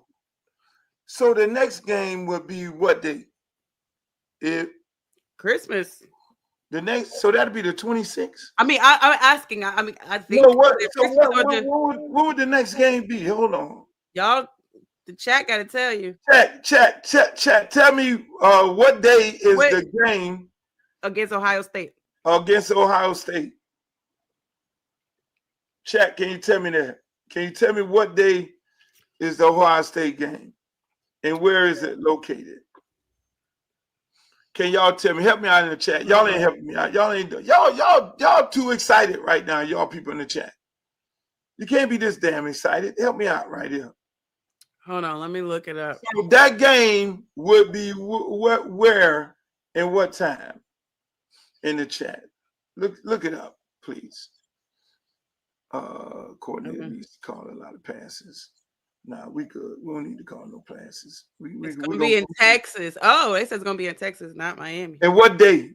Arlington, Texas. So that's in Dallas. Yeah. On the 31st. All right. Oh, okay, good. So the next game will be on the. Thank you, Glow. See, Glow. All right. Glow's with it. I'm still. That's New Year's over Eve. here. Oh my God, that's New Year's Eve. New Year's Eve. But check this out. In Dallas on the 26th, FIU plays on the 26th. Okay, so now I'm it up here. So for another Miami team, it might be just a whole Miami. Noon on Saturday, right? Out there in Texas. Yeah, it might be just a Miami invasion for a whole week in Dallas. Arlington is Dallas. It might be a whole Miami invasion for that whole week. People, y'all don't understand. We coming. Yeah. We coming. But speaking about who's coming, Captain coming, Captain coming, Captain coming, Captain coming. Ooh. Hey. Why do we do that? Why does the hand go up in the air? I don't know. I don't know why ladies put their hand up in the air. Why does the hand go? I don't know why. I don't know why y'all put that hand up in the air.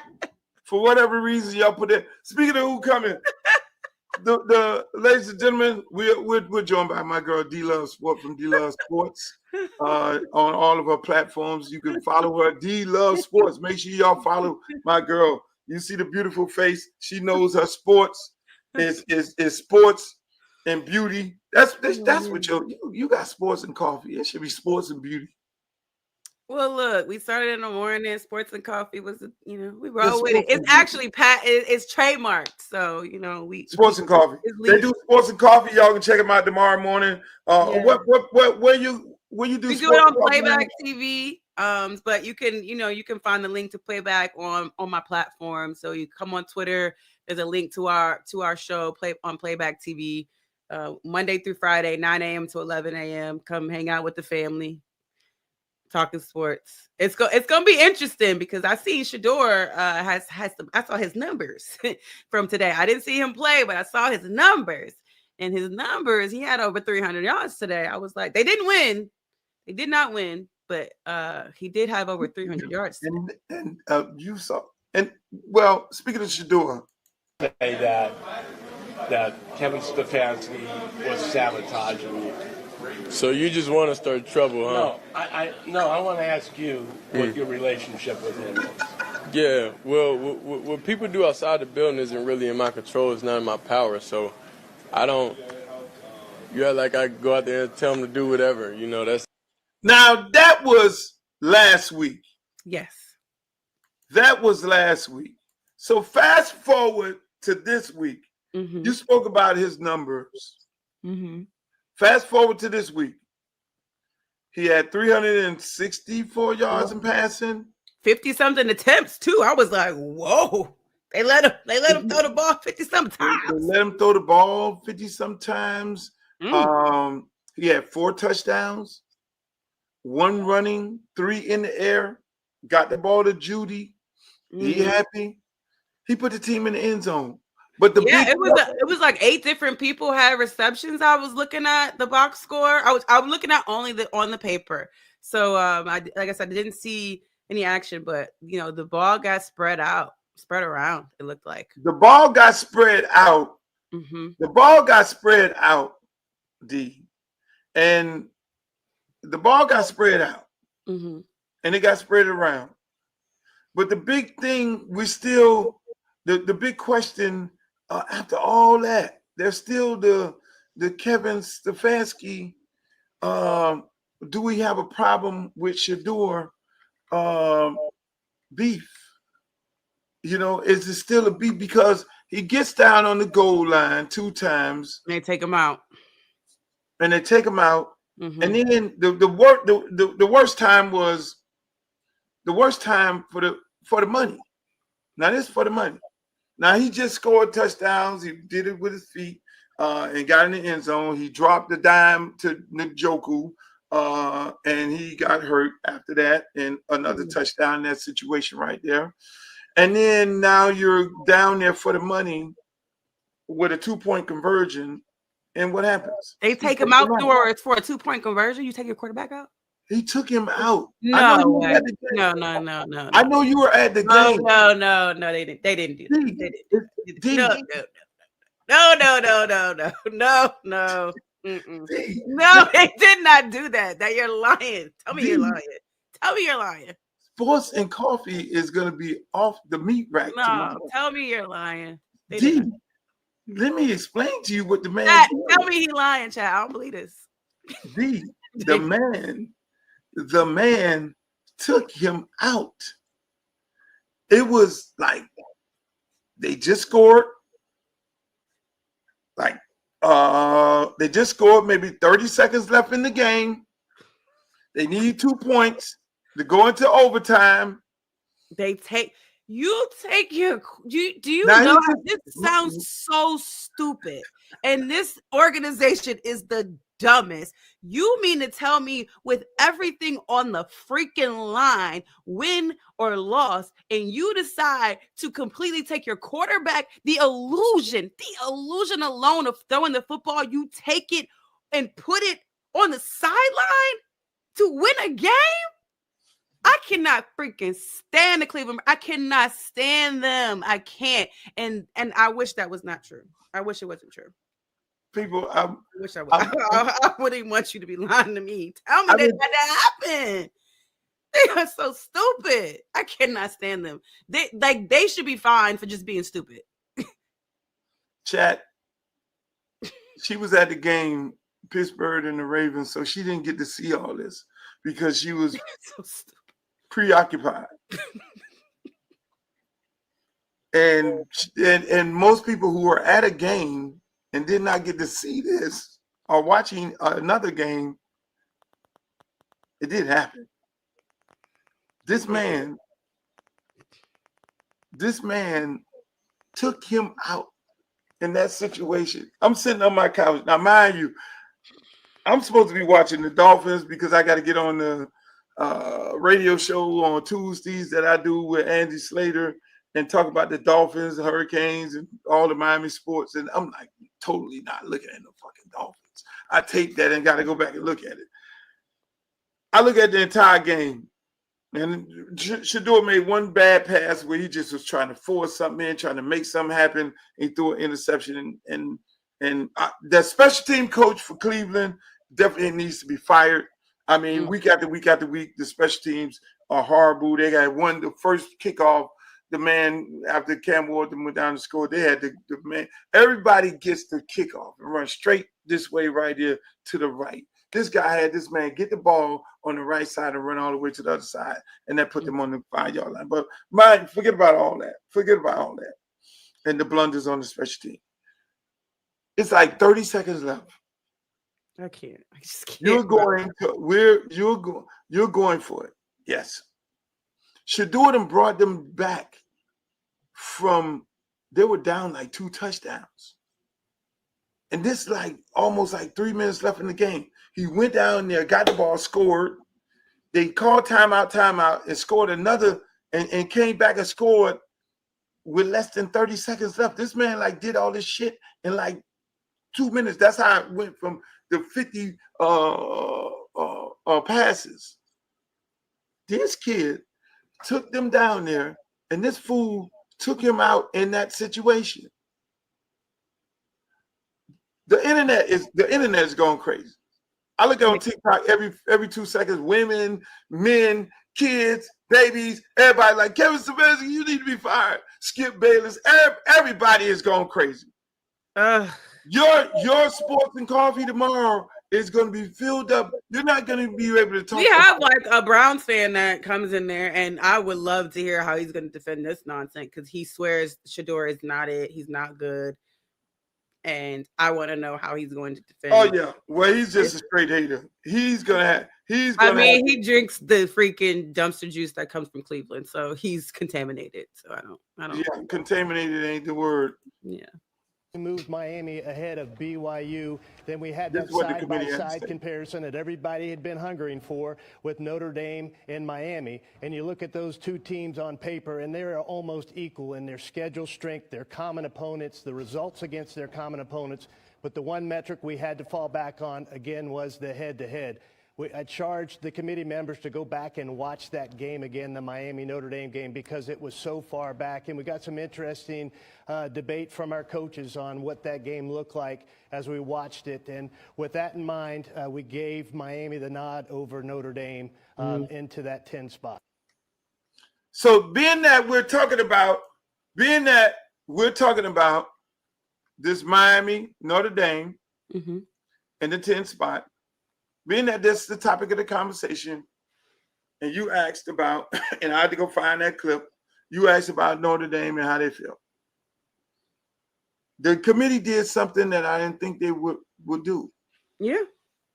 You heard what the guy said. He told them to go back and watch the game. The head to head. And you have coaches in the room. Look, we're going to watch the entire game.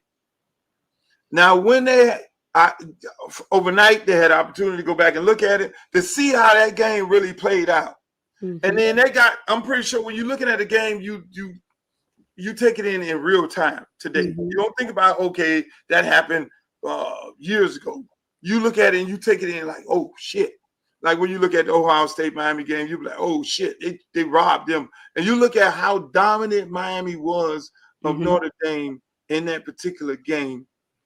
There's nowhere in the world. If you looked at that game, and I'm glad that they did that, look at that game to see that we were up. Yeah, we're dominant. We were about to blow their ass out. It's just what our coach has a tendency of doing, and the committee man had to tell him was, look, your offense looked stagnant at times. You need to open this shit up. And in the last 4 games, you saw him open it up after that man said that. Us as fans have been saying that forever. Mario, why the fuck you taking your feet off the gas? you need to keep putting your feet on the gas. You know what I'm saying? And he did it in the last 4 games. But when you really go look at those games, the Florida game, all those games, we should have blew them people out. We should. And I think what happened in the Louisville game and the SMU game, we came in there a little too cocky. And we did that against Syracuse last year. We came in too cocky that, oh yeah, they're just gonna lay down because we here, Miami here, and all that there. And hopefully Mario's learned that you can get your ass whooped on any given day. And I think every year he gets better and better to understand the severity of these games. You know, and you have to take these. You can't go up in there having no vanilla offense because you worried about the next opponent. No, you gotta deal with what's in the front of you right now. Absolutely. And so in these playoffs, it ain't no playing around. So you asked that question, I had to go find that clip for you, Ms. D. Yeah. Fact, go ahead. No, yeah, I think that, I mean, we had the conversation a couple days ago about it, and you know, I honestly didn't know if they were going to really. I mean, you would based off how you were feeling. If I was a Miami fan, I would feel the exact same way, 100,000%. Being someone that has players on Notre Dame that I absolutely love. I saw it both ways. And like, I'm not mad at anything that Notre Dame does to respond to it either. So good. Because you think about the money and the views, Notre Dame is going to bring you that. I think what this is going to do for Notre Dame, it's going to force them to get in a conference, because they didn't mention that, but a lot of people are saying you motherfuckers ain't in no conference. But I think that's what they're trying to do. And that's why I also respect them saying, you know what? We're not playing this game with y'all. We're not even going to do the bowl thing. So I think we know what y'all are doing and we're good because we don't have to. Like there are teams that need to be in the conference and have to be in the conference. We don't have to.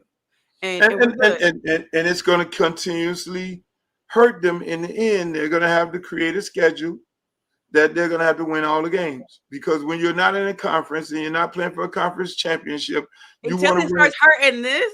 They're going to be fine. See, Notre Dame is just like some of y'all pretty girls. Y'all want pretty privilege. Y'all want to get in the front of the line. Y'all want to get in the club. Y'all want to get. They got the pretty schedule. They got the pretty coach. They got the,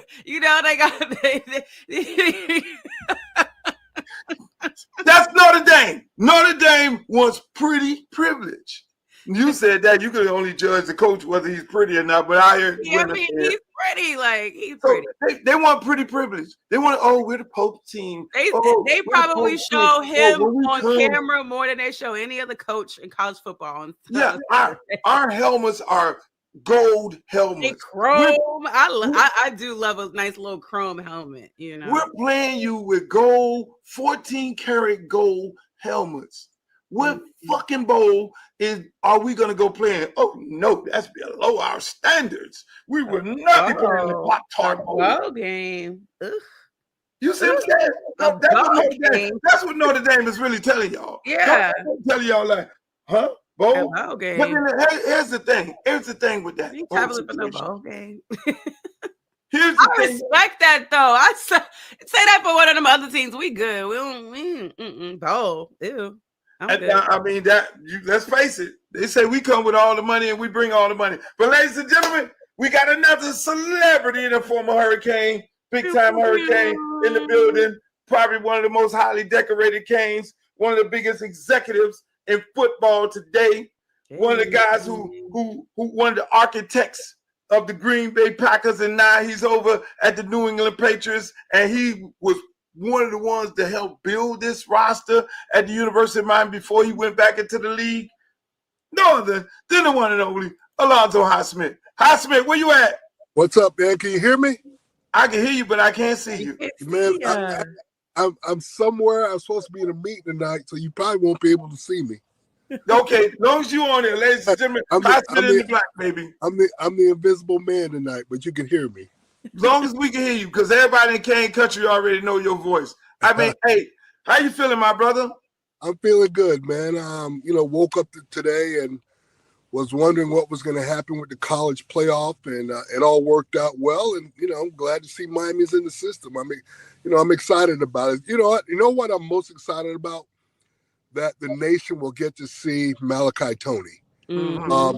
The travesty of not playing in the college playoff or something like that is when the nation doesn't get to see a bunch of young players and they haven't seen Miami. They've heard of Miami. They might have caught a couple game glimpses here and there in Miami, but now they'll get to see these kids on the big stage. So that's what I'm excited about. No, that is something. I didn't even think about that. Because we all have a tendency of thinking, okay, all right, they're playing on national TV, but it's not really. It is national TV, but everybody else is watching everybody else's game, and when they tune into these playoffs, everybody's undivided attention will be on that individual game there. Yeah, you're right about that. Well, being in the record industry, it's the stage, it's the big stage that you want. That's how you become legendary. That's how you become part of. We kind of lost. So he's still there somewhere. So we don't know. I got a phone call. Yeah. So we can't hear you, but no, he's right though. I'm excited to see for everyone to be talking about him at once, right? There's not going to be a bunch of games on him. Oh, you're breaking up. Is he back? Are you back? Zoe. Yep, can you hear me? Oh, we can hear you good now. Go ahead. I'm here. Okay, yeah. So like you said, Malachi Tony and Baines and Mesidor and all these guys getting to be able to play on this stage in Miami itself, not being on this stage in God knows how many years. I mean, how big is that for this program? Can't hear him. Lost him again. Highsmith is getting ready to go to one of his meetings, ladies and gentlemen. We're trying to get him back on here, having a little bit of technical difficulties. But yeah, it's awesome that he got to join us, though. That's really, really cool. Taking time out to. I love it. I love the Canes community, man. The reach is long and far. Like I love that. Yes, nothing but love in the Canes community. Yeah. I was actually you had some Canes, of course, Ray Lewis. I don't think Ed Reed was there. They honored the Super Bowl team out at the Ravens and Steelers game this today. And so, really? So there's Highsmith, you back? Can you hear us? Can you? No, we can't hear you. Yeah, he's muted. Yeah, you might be muted. This is the I guess everybody needs to get Elon Musk Starlink. Ooh. We can't hear you. You're on mute. Let me text him. He might have hit it. Yeah, you're on mute by accident. But no, this is beautiful, man. Hey. Yeah, I love it. I love it for the Kane. The Hurricane family is deep. Yeah, we deep. It's deeper than fish grease. Let me tell you this, D. And this man right here, Alonzo Highsmith, he's probably, if not of all former players, one of the biggest architect. He's in the front office obviously right now New England Patriots, and I'm pretty sure he's, like he said, he's going to a meeting. Did New England play today? You know, to get him to stop. They're on bye this week. They're on a bye. Oh, okay, to get him to stop in and be able to have a conversation with us is a beautiful thing. You should know Stephon Diggs, ain't he down there? Yeah, Stephon. Let's use Stephon Diggs' phone. Highsmith, we're trying to get him back on. Hopefully he'll come back on. But let me just say this. He was one of the guys who helped build that roster over there at the New England Patriots. Not the New England Patriots, but the Green Bay Packers. Packers. Let's try to get him back on. Hi, you there? You muted. Muted. There you go. I'm back. There he is. There you go. The one and only Alonzo Highsmith. So Highsmith, let me ask you, how I know you're a busy guy. You're probably going to one of them New England Patriots meetings and everything. Y'all doing good this year. That's one thing. I gotta give you kudos to that. Yeah. When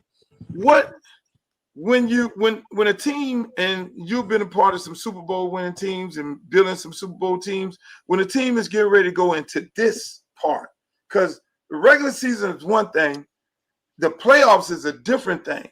What should the mindset be of this whole program, and how should they carry themselves going forward? Well, I would think of it this way. When you move up to the next level, when you get to playoff football, you start playing at the championship level, the intensity is like something some people have never seen before unless you've experienced it. And you know, it's about total focus. There's no more talking. You can't bullshit people. You can't tell people how good you are. You have to show up and play. You have to become a big time player. And it's no different than in your music industry. There's a difference between playing in front of 5,000 people as opposed to 50,000 people. You have to bring your A game, and there are no excuses when you get to this point. You can't say, "Oh, I wasn't feeling good. Oh, I was going through issues." No. When you get to this level, it's all gone. It's all focus. It's all thinking about the task at hand, and you go out there with your mouth shut and you just perform. And that's how you approach these type of games. Yeah, do it. Is it? And I'm pretty sure, I think I've noted, is it the team that has the experience in being in these type of playoffs and the staffs, is there advantages? I would probably say there is an advantage when you've been in this situation before. Mm-hmm. You understand the moment.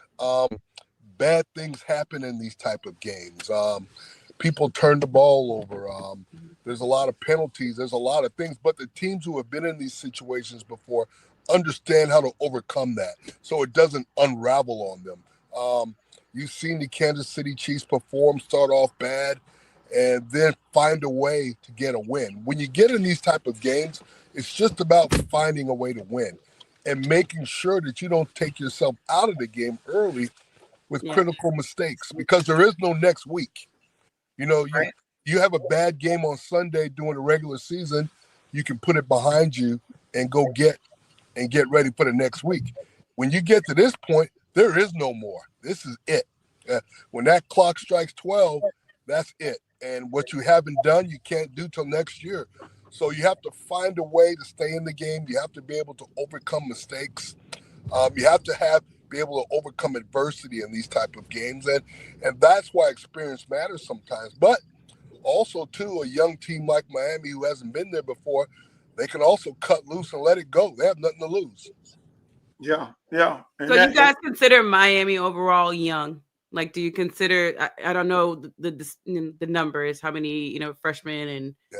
Well, I think in this era of football, I don't know if you consider teams young and old because of the transfer portal, There's a lot of teams that got a lot of transfer portal guys who've been in college 4 and 5 years. It's not like the old school era, my era, where my freshmen played against your freshmen, my sophomores played against your sophomores, my juniors against your juniors, and your seniors against my seniors, who all came in school at the same time. Now you've got teams that are predominantly portal teams, and they've got 10, 11, 12, 13 guys who are grown men who've been playing college football for 4, 5, and 6 years. So, that's where it becomes different in this era. Right. I know you're in the department. You're in the department of evaluating talent at the New England Patriots, and I know you evaluated both of these rosters. When you look at both of these rosters, what separates the two? What's the separation of the two? Well, the thing that's interesting is that Texas A&M's got some NFL prospects, and the University of Miami's got prospects. We haven't been able to say that in the past.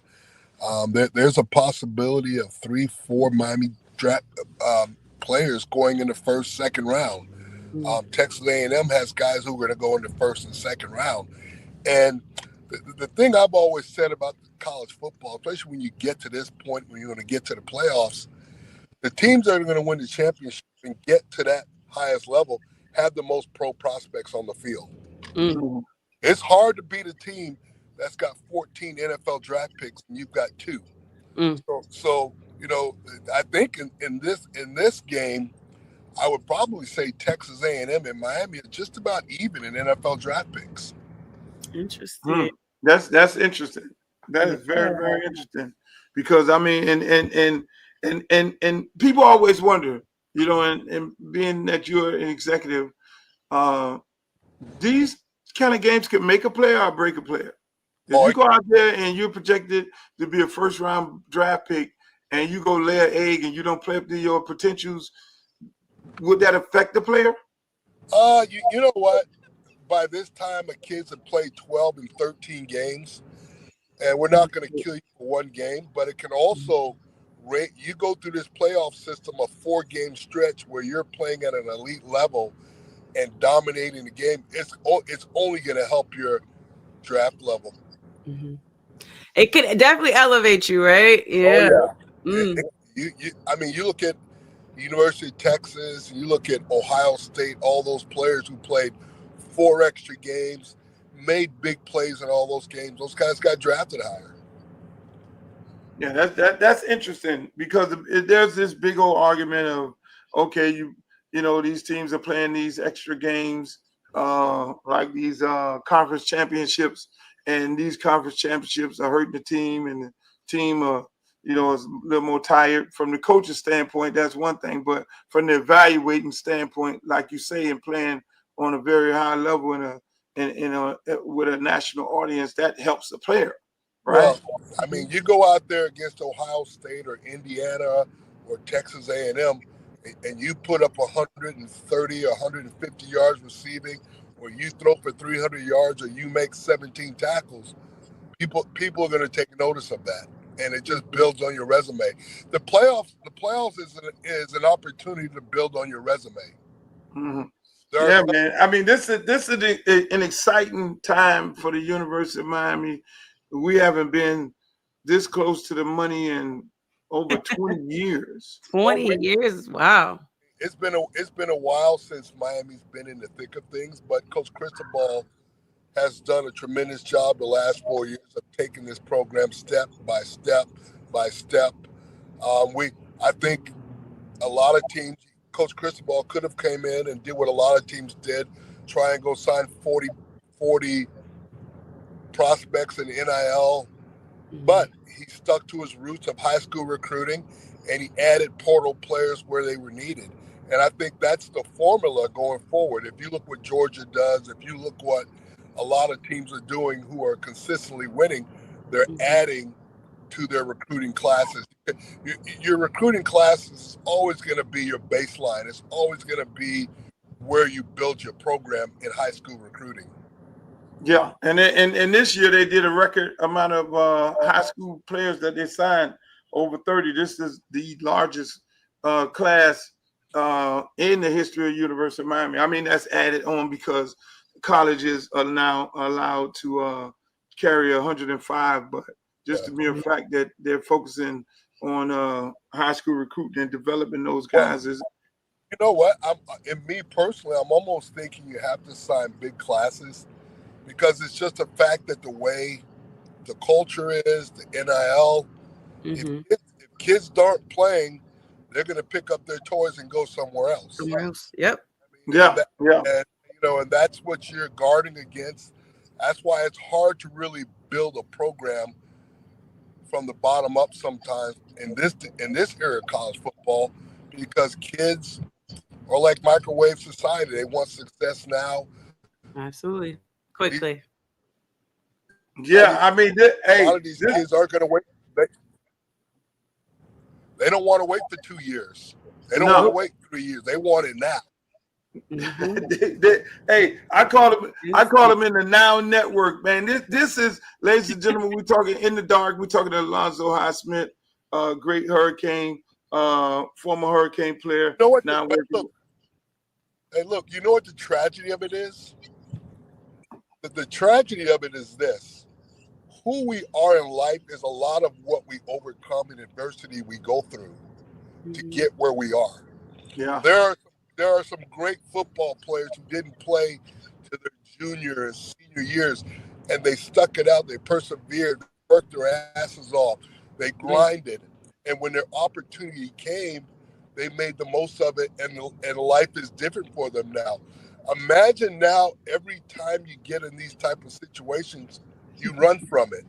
You run from adversity. There's a lot of kids who are thankful that, you know what? I didn't play my freshman year. I didn't play my sophomore year, but I kept grinding. I kept working, and I played behind some great players. I built camaraderie with my teammates, and I became who I am now. And who we are in life always goes back to what we go through to get where we are. Right. I mean, you're definitely right. I mean, these are, and that's the beautiful part about it. These are exciting times right now for the University of Miami. We're back into the national spotlight. We get an opportunity to play for these playoffs, and then hopefully we're gonna we're gonna do what we got to do with Texas A&M, and then we're gonna get some get back with Ohio State. See how everything lining up? You see how it's lining up? High. It gives we take care of this business right here, and half of those kids on the team, man, don't even know nothing about this. We take care of this business right here, and then we get an opportunity to get some get back with Ohio State. What you think about that? Man, we've been waiting on. We've been trying to be relevant enough to get back at Ohio State for a long time, but you got to take care of Texas A&M first. That's right.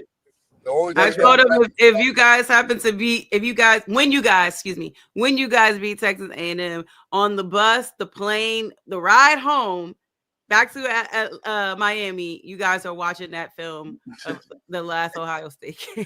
hey. So let me how's your Patriots is doing good? Y'all winning some games. Your quarterback is doing great. I mean, how excited you guys about this team here? Well, it's all about culture, and it starts with the head coach. We have a tremendous culture here. It's these guys aren't talking about anything other than the next game. Nobody's excited. I mean, we're excited, but we also understand that the task at hand in the NFL is week to week. And I think that's the wonderful thing about Coach Vrabel. He talks about today only, the next day, and everything we do is going to be done at a certain level. We're going to build an identity, and that's just playing good football and playing hard. And the quarterback is growing right before our eyes, and he's doing a tremendous job. Hey, that's a beautiful thing, man. You know me, I'm always rooting for you. No matter where you at, what you're doing, what team you're on, and I'm praying that the Dolphins do the right thing and make you the general manager. Boy, that would be something special. I don't know about that part, but I'm enjoying myself in New England, and you know, the thing that coming back to the NFL and going through last season, you know, I want to lead this league in a positive way. Hopefully, you can change young men's lives and you know be a contribution to the organization and win a lot of games. That's all I'm looking for. That's it. Hey, thank you. Hey, man, I want to thank you for coming on, man. Man, y'all give it up for my man Alonzo Highsmith for coming on to the show today. People, it's a beautiful thing. I mean, it's a pleasure to have guys like him to come on the stage and be a part of this. All right, take care, Luke. I love you, man. That's my brother there. Awesome. Awesome. Star study. You in line. D, we hot as fish grease tonight. I told you. Where's D at? If I need to bring the big guns out, I know where to go get the big guns. It's gonna get bigger and bigger now that we're in these playoffs. So I guess I might as well go ahead. Let me try to see what kind of flights gotta go to Houston. Oh yeah, get your flight to Houston. Get your flight to Houston, because that's how it's going down. Get your flight to Houston. You can do that. You can come on, because it's gonna be good. He said you could come on. Look, now I'm not even gonna bring up the past. Get your flight.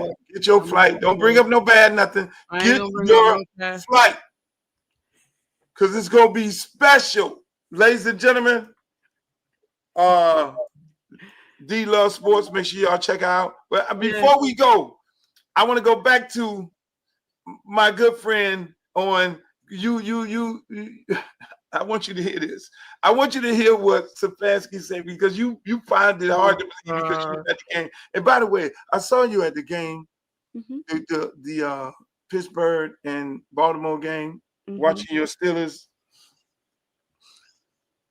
And you were recording. You wasn't out there in the cold. You were inside. Why would you go to the game and be in the concourse and not out there in the cold amongst the people? What kind of fan are you?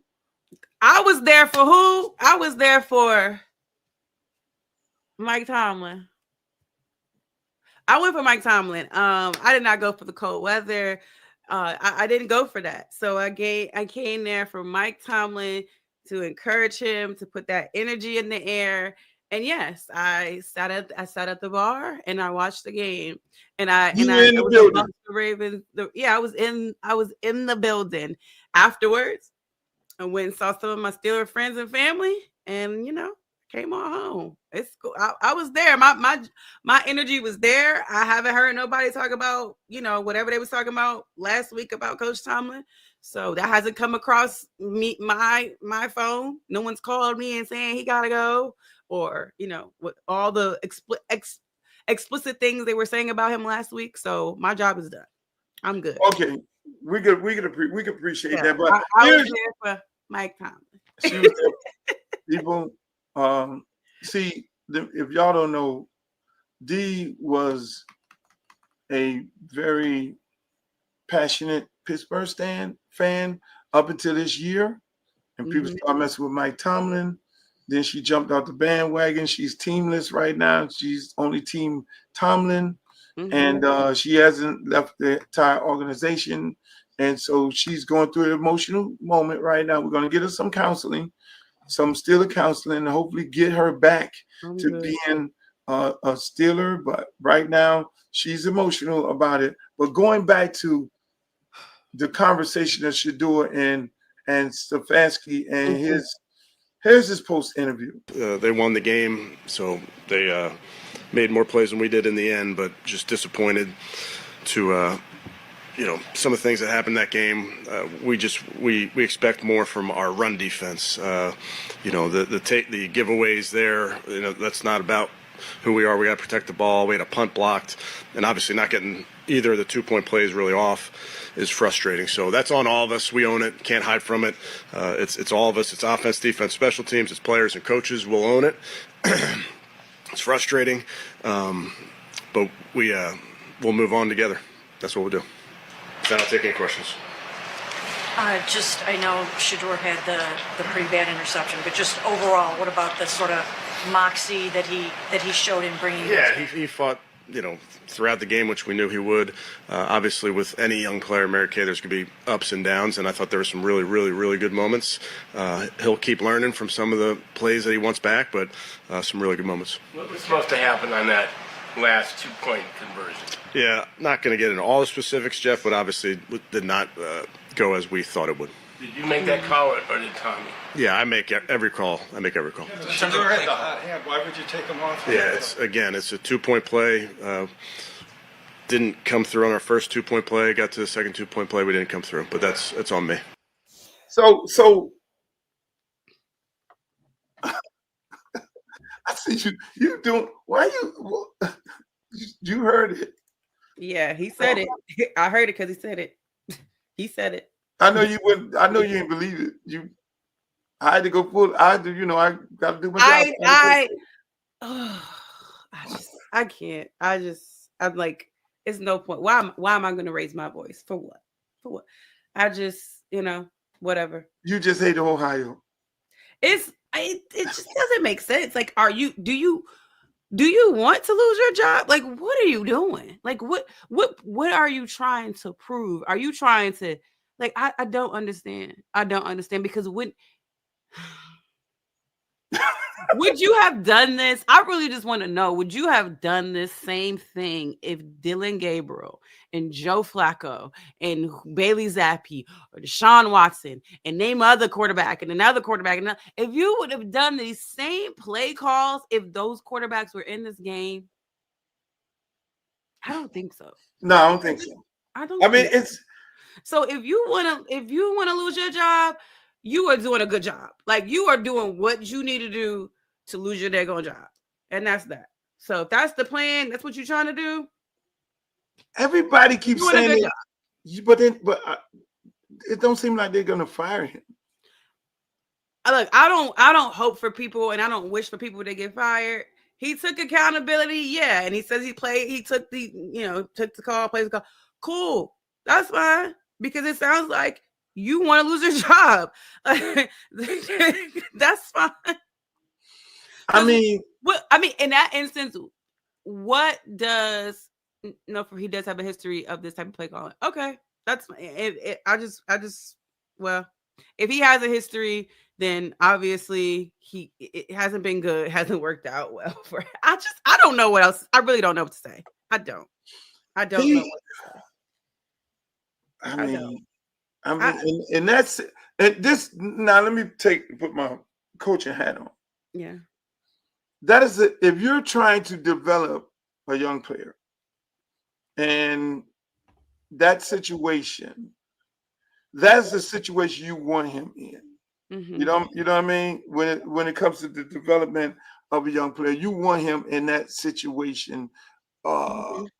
Because you can't make it up in practice. You can simulate it in practice. You can say, okay, 4th down and goal with 30 seconds on the clock. We need this to tie the game up, and here we go. And then you start doing a countdown, and you try to simulate these things in practice, but we know it's practice, and we're going to try again on the next play, and it's not the end of the world. It's not thousands of people in the stands and millions around the world watching this game here. I'm trying to develop this young man. Even if he failed on the attempt of the play that we call, even if he failed, he can take something and learn from it. Mm-hmm. You know what I mean? He can learn from it. He can go back and say, shit. You can't learn from being on the sideline. You can't learn nothing from being on the sideline. And that's the problem that I have with this whole situation here. Because if you are truly trying to develop this young man, you would allow him to be in that situation at that moment of the game. And he got moxie. The first question was, hey, man, all that swag and all that bravado and all that, he came. I'm glad they're using those words because it was arrogance and it was, what was it called? Yeah. A couple weeks ago. Now it's moxie. Yeah, it was all that. No, it was acting like an N. Yeah. Acting like an NY. It's not confident. YN. Acting like a YN.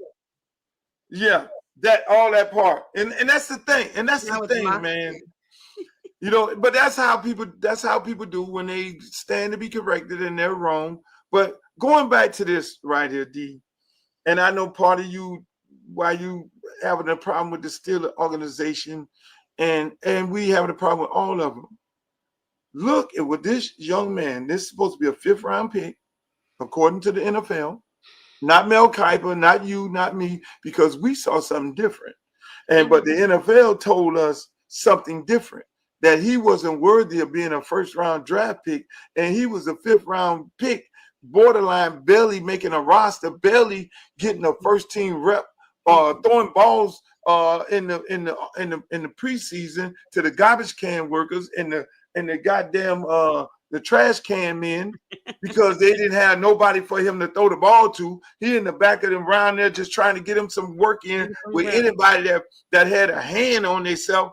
To have this young man, to drag him through the mud like this, D. To drag him through the mud like this, to treat him like this, to tell him that no, you're not it. You're not that guy. We draft you in the 5th round, motherfucker. You barely gonna make the team. And then put you in a situation where you 3rd, 4th on the depth chart, behind Pickett and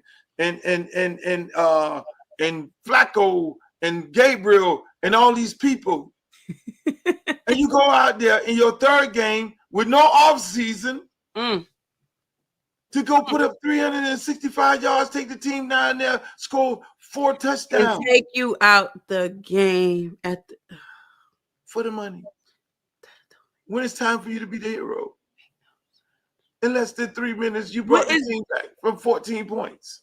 I'm sorry, but that's fireable.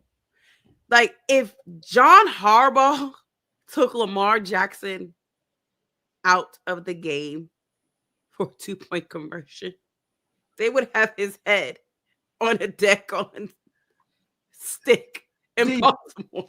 Like, what? To make matter, he just less than 2 minutes ago just scored with his feet in the red zone. Like, that's enough of that. We saw enough. We're good. Don't do that no more. Exactly. No, we don't want you to run around and score again, motherfucker. You just we gave you a play and you improvised and you ran the motherfucker in for a touchdown. Woo. We can't have that anymore. You ran this. If they took Joe Burrow, if they took Josh Allen, if they took, like, there's what quarterback in the National Football League can you take out of a game for a 2-point conversion? What top quarterback? What top quarterback can you do that with? Not just a 2-point conversion, but for the money. Exactly. For the game. What quarterback can you do that with Matt Stafford? Would you do it with what's his name, Jared Goff? Could what quarterback? What winning organization is taking their QB out to win the game for a 2-point conversion? Do you know how stupid that sounds? You're not even giving a defense the illusion of throwing the freaking football. Stack in the box. And he just threw a dime in the back of the end zone to the tight end in that same situation. Touchdown.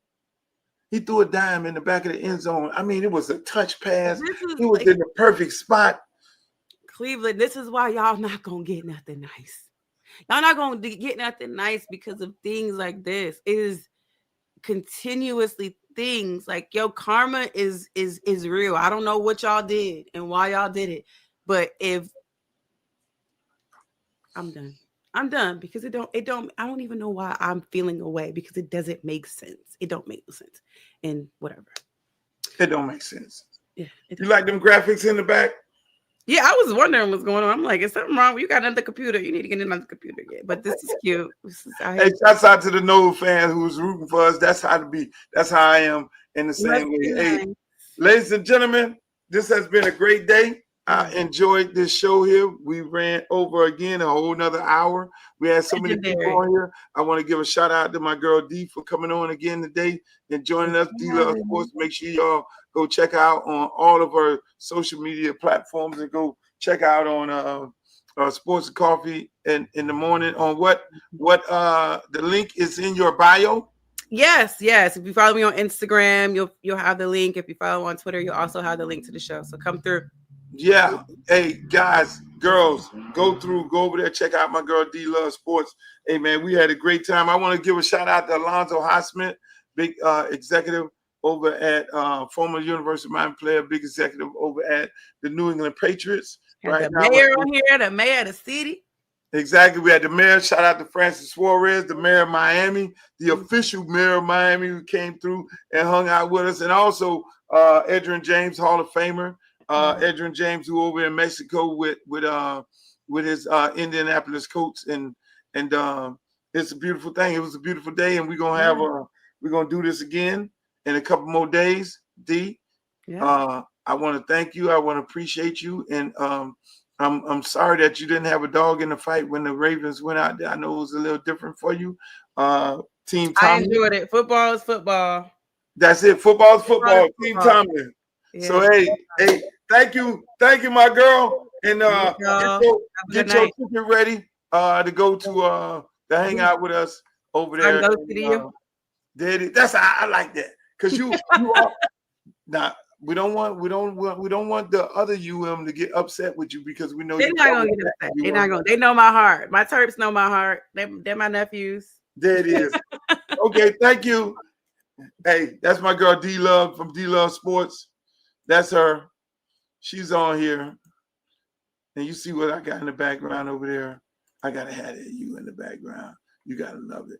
You see that over there? There's you in the background, baby. It's a beautiful thing. Hey, listen, man. I had a great time today. This was a beautiful show. We had fun.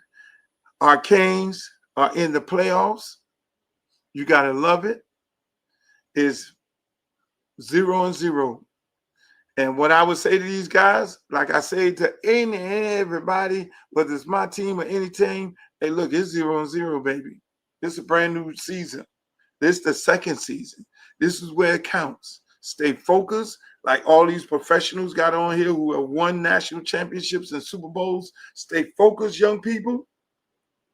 Keep your eye on the prize. Do like Alonzo Highsmith say. You ain't got nothing to lose. Just cut it loose.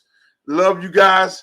I'll see you in a couple of days, maybe back tomorrow. But it was a beautiful time today. We had a good freaking time. And as always, go Canes. Go Canes. Why? Because it's all about the you. The you. The you. It's all about the you. The you. The you. See ya. Pull out the stick, come shoot that. Booty poke out like a book bag. Booty poke out like a book bag. Pull over ass too fast. Come wish God bring that Uncle Lou bag.